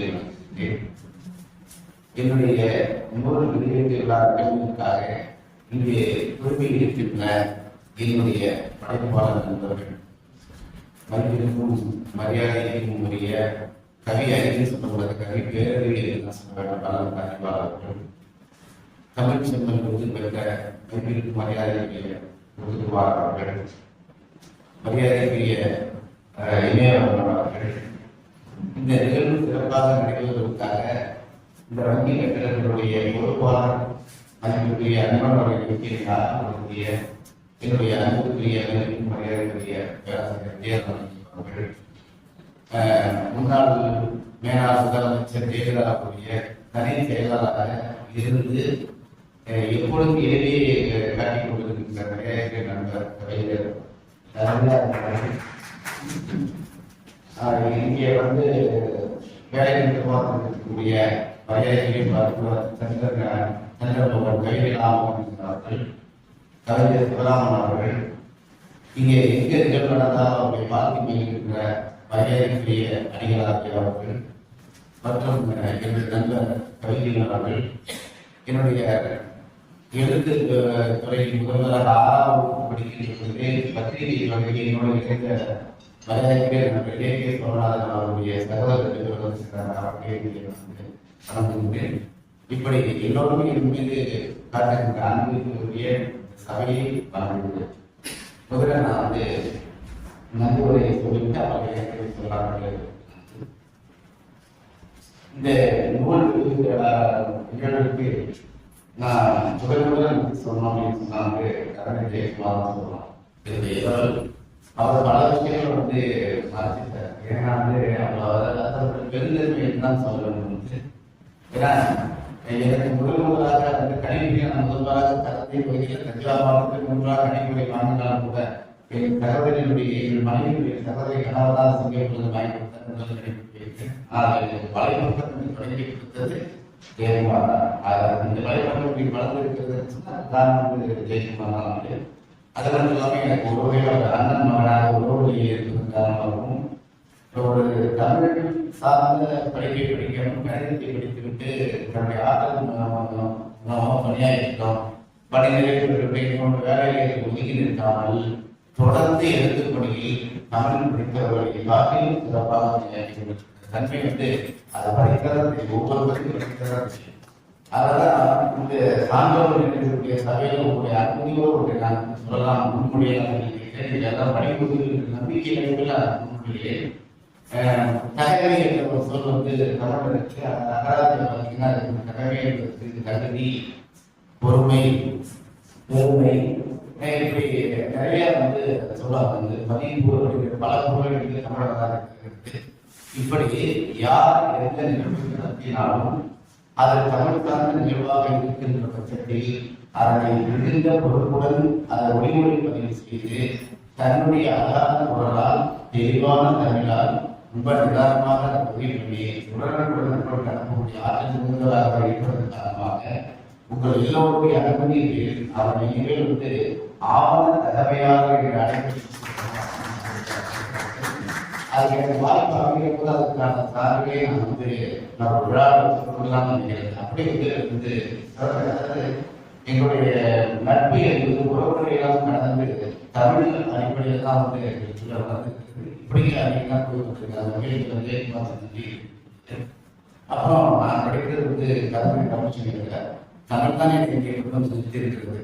என்னுடைய நண்பர் குணசேகரன் சொன்னதை போல வந்து நான் ஜாதி எல்லாத்தையும் தமிழாக தான் அது கடவுளுடைய தமிழாக தான் கல்வி தமிழ் சேர்ந்ததால் நீங்கள் எடுத்துருக்கிறோம். அப்படிப்பட்ட கருத்து அமர்ந்திருக்கிறதாக நினைக்க போகிறார்கள் அப்படின்னு நினைக்கிற போது அந்த தமிழ் சேர்ந்த பெருமாற்றத்தில் வந்து ஒரு முறையில் வந்து கேம்பேன் பண்றதுக்கு ஒரு பெரிய தகுதி வேணும், ரொம்ப திறமை இருப்பாங்க. அப்படி எதிர்ச்சியாக முடியாது பார்க்கும்போது ஒரு வணிகவியல் ஆசிரியர் ஆசிரியருடைய என்ன அந்த உறவுகளுக்கும் அந்த கோஆர்டினேஷன் அந்த ஒருங்கிணைப்பு மேலே அவருடைய காதலை பயன்படுத்தி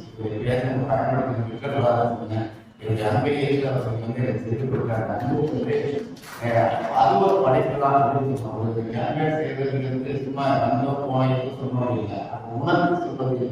அதனால இந்த நூல்களில் அழைத்த எல்லோரும் என்னை பற்றி சரியாக உணர்வார்கள், நியாயமாக உணர்வார்கள். அதனால வந்து மிகையே பேச மாட்டாங்க. அதான் அந்த வகையிலே பத்மநாபர்களுடைய கவிஞருக்கு சாமியை தெரியாத தமிழ் படைப்பாளர் இருக்க முடியாது. எல்லா படைப்பாளர்களும் திருநெல்வேலி போயிருப்பாங்க, செய்ய வேண்டிய பணிகளெல்லாம் செய்வார். எந்த இடத்தாலும் தான் போவார், எந்த தலைவர் இருந்தாலும் போவார், எல்லாத்தையுமே நான் ஒதுக்கிக் கொள்வார். அப்படின்னு வந்து 60 பெருமட்ட நூல்களை வந்து நான் எழுதினாலும் கூட வந்து அதை வந்து வெளியிலிருந்து பார்க்கிறவங்களாம் செய்தியே இருந்தது. அந்த வகையில் இந்த நூல் வெளிப்பாடு வேறாக வேறே கூடுதலாக சொன்னோம். இந்த நூல்கள் இருந்தது என்பது வந்து எனக்கு தெரியாது. ஏன்னா 1993 நம்பிக்கை தமிழ் பல்கலைக்கழகத்தில் நான் இளநிலை தான் பணியை சேர்ந்தேன்.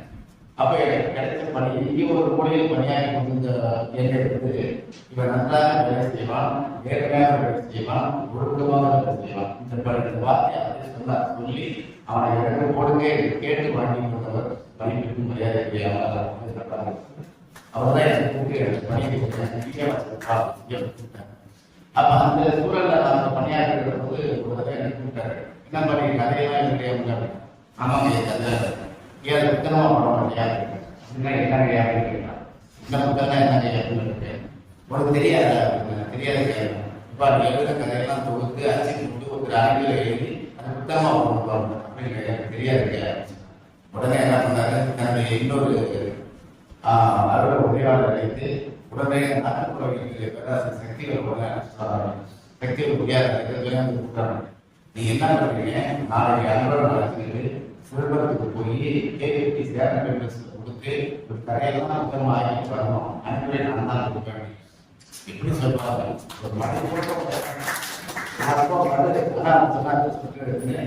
அந்த அணிமுறையில வார்த்தை தலைப்பு எடுக்கிற ஒரு பக்கம் தான் சொல்லி சிறுகதை தலைப்பு கொடுத்து அறையாளர் இருக்கிறாரு. என்னோடு பணியாற்றும் சக நண்பர் என்ன மாதிரி என்னோடு பணியாற்றும் சக நண்பர். நான் அவருக்கு காலத்துக்கு மேல பண்ண முடியாது, அவருக்கு தலைக்கு மேல உட்கார்ந்துட்டேன். என்னோடு பணியாற்றும் சக நண்பர் அன்பழகன் அவ்வப்பொழுது நேரத்தை தவிர்த்தாலும் இது போல பொழுதை உண்டாக்கி சிறுகதை எழுதுவதை கண்டிருக்கிறேன். சில சென்றவுடன் நான் வழக்கம் சிறுகதையை கைவழக்கம் என்று அவர் எழுதி கண்டிருக்கிறேன். இவர் 1000 சிறுகதைகளை எழுதி சிறுகதை சென்றதாக திகழப்படும் என்று மகிழ்ந்து வாழ்த்துகிறேன். அவர் கைது கொடுத்தவன அவர் இறப்பதற்கு 6 மாதங்களுக்கு முன்னால் சென்னையில் சந்திக்க போனார். நந்தியை போனார். சென்னை போனா பார்த்து பாப்பா எப்பா இருக்கேன், நல்லா இருக்குமையா, செய்தி பேசலாம், என்ன சொல்லுவாங்க, நீங்க இந்த சிறுகதை செஞ்சது 1000 எடுத்து வாழ்த்துட்டீங்க, இந்த 45 நாட்கள் 1000 சிறுகதை கலந்துங்க.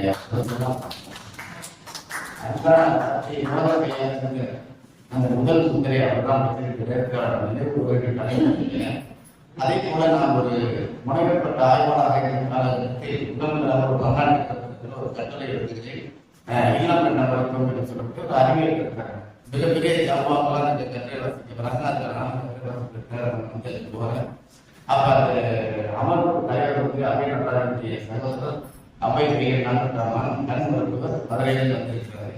அப்ப எல்லா பேராசிரியரும் கேட்கிறாங்க, ஒரு சாதாரண கிளர்க்கு அவன் உணவு ஆகினா அவனை பேசுறதுக்கு அப்படின்னு கேட்கிறாங்க. அப்ப என்ன பண்ணா அமைச்சர் இந்த இடத்துல இல்லை, அவரோட இருக்காரு. உடனே என்ன சொல்றாரு, எனக்கு பயம் வந்துச்சு, நடக்கணும் வந்துச்சு, நான் சட்டையை பயத்தோட பார்த்து தான் வாசிக்கிறேன். சலசலப்பு என்ன சொன்னா, நம்ம உள்ள கட்ட வாசிக்கிறான், நம்ம வந்து அலுவலகத்தில் ஒரு அண்ணன் சில மூடி பாப்பா மூட்டு அவைகள் இந்த கட்ட வாசிக்கிறது உட்கார்ந்துருக்கேன். இந்த கேள்வி கேட்கிறாங்க. ஒரு 2 பேர் அந்த வேலையை சொல்லி சொல்றாங்க, சொன்னேன். நான் பதில் சொல்ல முடியாம தர்மாரி இருக்கிறேன். தர்மாருக்கு முதல் பெற்று பயம் வந்துச்சு, உடல் வந்துச்சு. அவரால் சொல்றாரு, நீங்க நல்லா கிடைக்கும்போதே அந்த அவையை பார்த்து அவன் உணர்வு ஆய்வா இருக்கானே, என்னுடைய சுயகாலம் பார்த்தாங்க, அவன் உணர்வு நான் கட்ட நீ படிப்பாங்க அப்படின்னு. அப்படி அவர் படிச்சு வைத்ததால்தான் உலக அரங்கிலும் தேசிய அரங்கிலும் 100 ஆய்வுகளின் மேடையை படித்து ஒரு பேரை கிடைச்சிருச்சுன்னா பிச்சை அப்படின்னு சொல்லுவாங்க. அடுத்ததாக வந்து இந்த பல்கலைக்கழகத்துக்கு நம்ம அதுக்கெல்லாம் நிறைய சொல்லுங்க. கையிலே பயணம் தேர்தல் பயணம் இப்படி இலக்கியப்படி தொடர்பு அந்த வகையில் அவர்கள் நினைவுவது அடிப்படை கடமை தான்.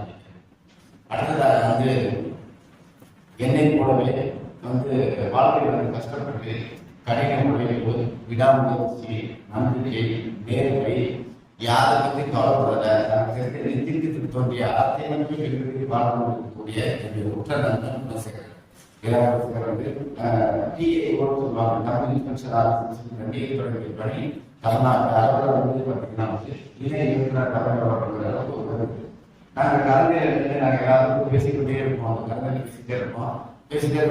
நாங்கள் இருப்போம். நீ இன்னொரு கட்சி கையோட ஒரு பார்க்க இருப்பான், வேலையை பாருங்க அப்படின்னு சொல்லிட்டு தனக்கு பொருளே இல்லை. கடைசியில் எனக்கு பதவியை கொடுத்து தான் கட்சிக்க மாட்டேன். நான் இந்த திராவிட கட்சியில என்னோட உறுப்புகளை உடற்படுத்தும் அதுக்காக கடைசி வரைக்கும் வந்து இன்றைக்கு வரைக்கும் பார்த்தீங்கன்னா வந்து அந்த சிம்ம பொருளோடு இருக்கக்கூடிய நண்பன் வந்து கூட்டா சரியாக ரொம்ப அருமையாக தொடர்படுத்திட்டாரு. இன்னும் வந்து சிங்கம் காலத்துல நம்ம குழந்தைகளை பேசாத நம்ம பேசிட்டு கொள்ளலாம். அந்த வகையிலே தொடர்புபடுத்திய இன்னைக்கு வரைக்கும் உறவுகளெல்லாம் நல்லா நண்பராக எந்த இடத்துக்கு போனாலும் அந்த இடத்துல மிக சரியாக பேசக்கூடியவர், பொருளுடன் கற்றுக்கொள்கிறவர். அவர் தமிழ் பண்பாட்டு இயக்கத்துடைய மண்டலத்தினுடைய இயக்குநராக இருக்கும்போது நிறைய கலை சொற்களை வந்து இந்தியாவிலும் மயிலாட்டங்கள் அரசு போனாங்க. ஆனால் தன்னுடைய பெருமையை ஒரு சிறு பிறக்கும் கூட பேசாத ஒரு கர்நாடகத்தை வச்சு என்பது அவர்கள் நண்பனாக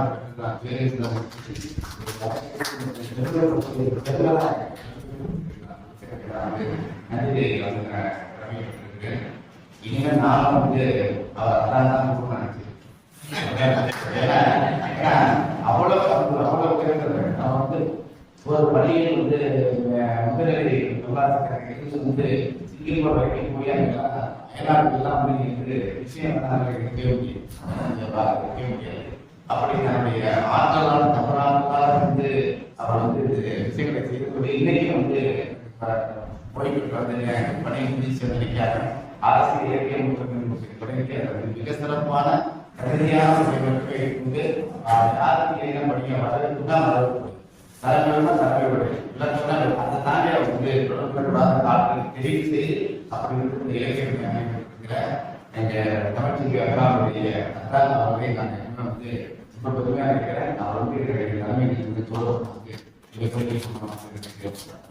அடுத்ததாக வந்து 40 ஆண்டுகளுக்கு பலர் வந்து அழகத்தினுடைய வந்து உரிமையாளர் பாடி வந்து ஒரு நல்ல சிறந்த தமிழாசிரியருடைய மகாராஜா என்னுடைய தொடக்க கால நிறைய நிறுவனங்கள் நான் வந்து மீட்டர் பிராட்டிக்காக மாணவர்களுக்காக பேருந்தில் பயணித்த காலங்களில் நான் வந்து பேருந்துன்னு ஒரு நாவல் எழுதுறேன். அந்த நாவலை அச்சிட்டு கொடுத்தாரு. அவர் அச்சிட்டு கொடுத்த ஆசிரியர் வந்து நான் கிட்டத்தட்ட பாரத 3 நாட்கள் 7 ஆண்டுகள் பாடமாக வைக்கிறது மிகப்பெரிய நம்ம வந்து ஒரு விஷயம் சொல்லுவேன் அப்படியே அமைதியாக சொல்லுவேன் சார் எப்படி வைங்க இப்படி மாசி செய்யுங்க இப்படி எடுத்து வைங்க இப்படி மெயின் சொன்னா நான் எதிர்பார்ப்பதை விட 10 மடங்கு சிறப்பாக சொல்லக்கூடிய பாஸ் தான். இந்த பாஸ் சென்னையிலே முடியாது இருந்தாங்க. நான் ஒரு டைஏசி பண்ணி நான் சொல்லிட்டு நன்றி நெஞ்சான நன்றிகளை அதே போல இங்கே அந்த ஆரம்பங்களோடு ராமதாஸ் ராஜேசனுடைய சித்தர்களுக்கு சிறந்தவர் என்னுடைய மகனுக்கு வந்து ஆசிரியர் தலைமையாசிரியர்களுடைய சரவணன் வந்து இப்போவே அன்போடு செய்கிறேன். அவர்களுடைய நன்றியை நான் எங்கள் நண்பர் வந்து என்னுடைய வீட்டில் நண்பர் நம்பி நம்பி என்னை பார்த்த இடத்துலலாம் நம்பி நல்லா இருந்தது. நம்பி பக்கத்தெல்லாம் வாங்கி சொல்லி நான் இருக்கிறது இல்லாத ஆர்வமே ஒரு முறை ஆசிரியரை வந்து கூப்பிட்டு அந்த ஒரு முறை ஆசிரியர் கூப்பிட்டு ஒரு பேச சொன்னாங்க. என்ன திரும்பி கூப்பிடுறீங்க அப்படின்னு சொன்னாங்க. அங்க போனதுக்கு தான் தெரியுது அந்த எப்படி யாரும்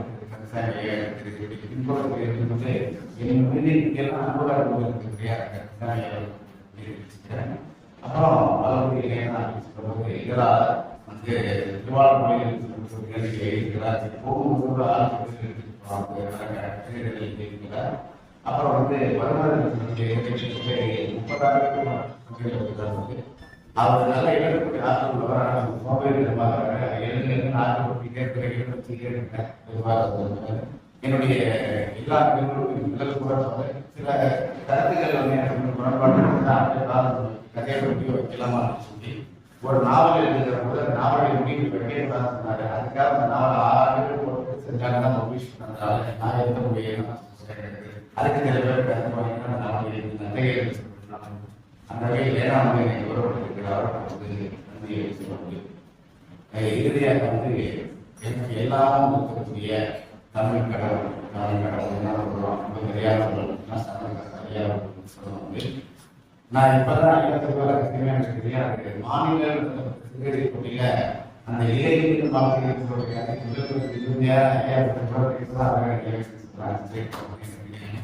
அது அப்படியே அடையாளப்படுத்தி ஏன்னா இதுக்கெல்லாம் முன்னோடிகள் சொன்னாங்க. தந்தையார் என்ன சொல்லணும், என்னுடைய தந்தையார் அடுப்பில் வந்து திராவிட கலைஞர்கிற வார்த்தை இசைக்கு தெரியாது.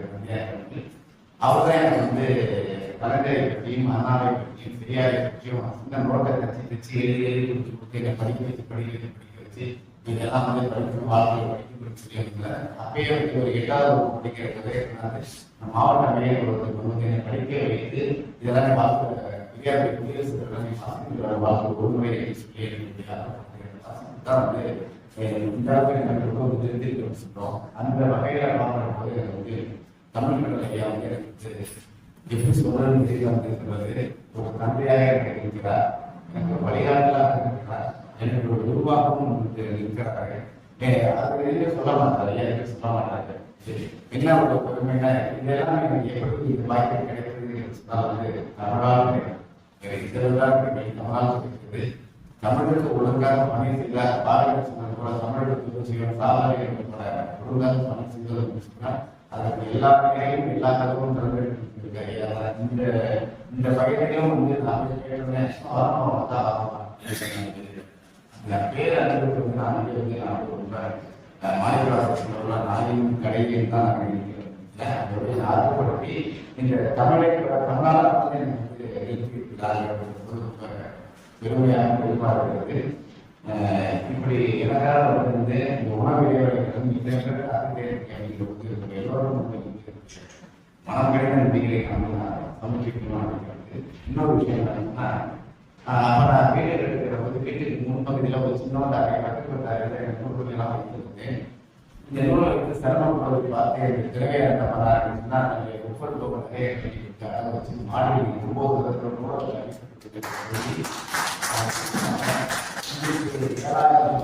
ஒரு விளைவுகளோட மாதிரி இருக்குது. நான் பேராசிரியர் அகத்தறிஞர் வீட்டில் சிரமம் படிக்கிறது அப்படிதான் பண்ணுவாங்க. காலையில் சொன்னேன் கை கட்டி பேர் போட்டு போட்டு சூ போட்டால் மாடி போவாங்க.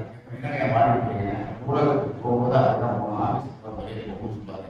அதை நான் கடற்பேர் எடுத்துட்டு மனத்தில் வச்சுட்டு இன்றைக்கே ஊடகத்துக்கு இருந்துச்சுட்டு அந்த அலுவலகத்துக்கு போகிற மாதிரி தான் மெடிக்கல்லாம் நம்ம போகிறது கிடையாது. நீங்கள் ஊடகம் எல்லாரும் சொன்ன மாதிரி மனைவி அமையெல்லாம் நிறைவேற்றப்பட்டவர்கள் எனக்கு மனைவி அமைச்செல்லாம் என்னுடைய நிறைய புத்தகம் வந்து எங்க வெளியூர்கள் படித்தாலும் படிப்பின் நன்றி தெரிவிச்சுக்காலும் சொல்றாங்க. ஆகவே இந்த மேடை எனக்கு தமிழ் கொடுக்கும் மேடை தமிழை நான் வந்து இது வரைக்கும் நான் தொடர்ந்து இருந்துட்டே தான் இருப்பாங்க. எனக்கு சொல்லி எல்லோரும் வந்து அத்தனைகளுக்கு நன்றியை இறுதியாக ஏற்புடைய ரெண்டே பாடல் தான் என் வாழ்க்கையில் வந்து நான் வந்து மனம் கொள்ளாதக்கிறேன். எனக்கு புரோசத்திலே வைத்தியநாதன் சொல்லக்கூடிய ஒரு கெமிஸ்ட்ரி புரோசர் அந்த சகோதரிகள் இருக்காரு. அவர் சொல்லுவாரு, நீ வாழ்க்கையில் கூட வந்து தினமும் 1 மணி நேரம் படிக்கணும், 1 மணி நேரம் எழுதணும் அப்படின்னு சொல்லியிருக்காரு. இது சொன்னது வந்து 1980 நான் பிஎஸ்சி கெமிஸ்ட்ரி 2ஆம் ஆண்டு படிக்கிறதுக்கு எனக்கு சொன்னாரு. இன்றைக்கு வரைக்கும் அதை வேற ஒரு நாளைக்கு குறைந்தபட்சம் 5 மணி நேரம் வாசிக்கணும், 5 மணி நேரம் எழுதக்கூடிய 10 மணி நேரமா நான் மாற்றிக்கிட்டு சொன்னால் என்னோட பெரிய விஷயமா இருக்கும். அது ஒரு 2 பாடல்கள் சொல்லிட்டு எடுத்துக்கலாம். ஒன்று வந்து 3000 ஆண்டுகளுக்கு அவர்கள் வந்து ஆண்டுக்கு ஒரு பாடலாக 3000 பாடல்களை படித்தார். திருமுறை ஒரு பாடல் பாடியிருக்காரு. அது போய் எளிமையான அந்த பாடல்கள் ரொம்ப எளிமையான பொருள் பொருள் இல்லாத புரிந்துகளுக்கு பாடல்கள் சொன்னார்கள். அவர் பார்த்துக்கிறார், தன்னை அறிய கணவர் கேள்வி, தன்னை அறியாமல் தானே எழுதுகிறார், தன்னை அறியும் அறிவை அறிந்து தன்னை ரசிக்கிறார். இதுதான். அதனால என்ன நிலைக்கு உயர்ந்தாலும் எனக்கு முன்னால லட்சக்கணக்கான செஞ்சிருக்காங்க. அவருக்கு எழுதி இருக்கிறதெல்லாம் இங்கே எடுத்து முடியும். எனக்கு எந்த வரம்பு இருக்கிறதுக்கோ எழுத வகையிருக்கிறது, எத்தனை காலங்கள் தெரிந்ததை எழுதுகிறேன். அதை எழுதியது சரியாக சொல்வதற்காக பாராட்டுகள் விருது கிடைக்கிறார் நான் நினைக்கிறேன்.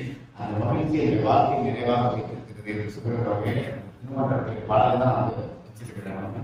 2வது வாரத்தில் வந்து பல்வேறு போராட்டங்களுக்கு இன்னலுக்கு கிடைக்கும் வாழ்க்கையில் போரும் கிடைக்காம அவங்க தேசத்துக்கு சுதந்திரத்துக்காக அவங்களுக்கு பாடல் அருமையான பாடல் இருக்கு. அதான் என் வாழ்க்கைக்கு இன்னொரு பாடலாக நான் இந்த வரைக்கும் வைத்திருக்கிறேன். தேடி சோழர்கள் பல சின்னஞ்சிறு கதைகளை பேசி மனம் வாடி துன்பங்களுக்கு உணர்ந்து பிறர் வாழ பலத்தையும் செய்து நரைக்கூடி இடாவுடன் செய்து கொடுக்கூட்டு திரைய பின்பாய் பல வேடிக்கை கூட வீடு நினைக்கிறார்கள் சொன்னாங்க.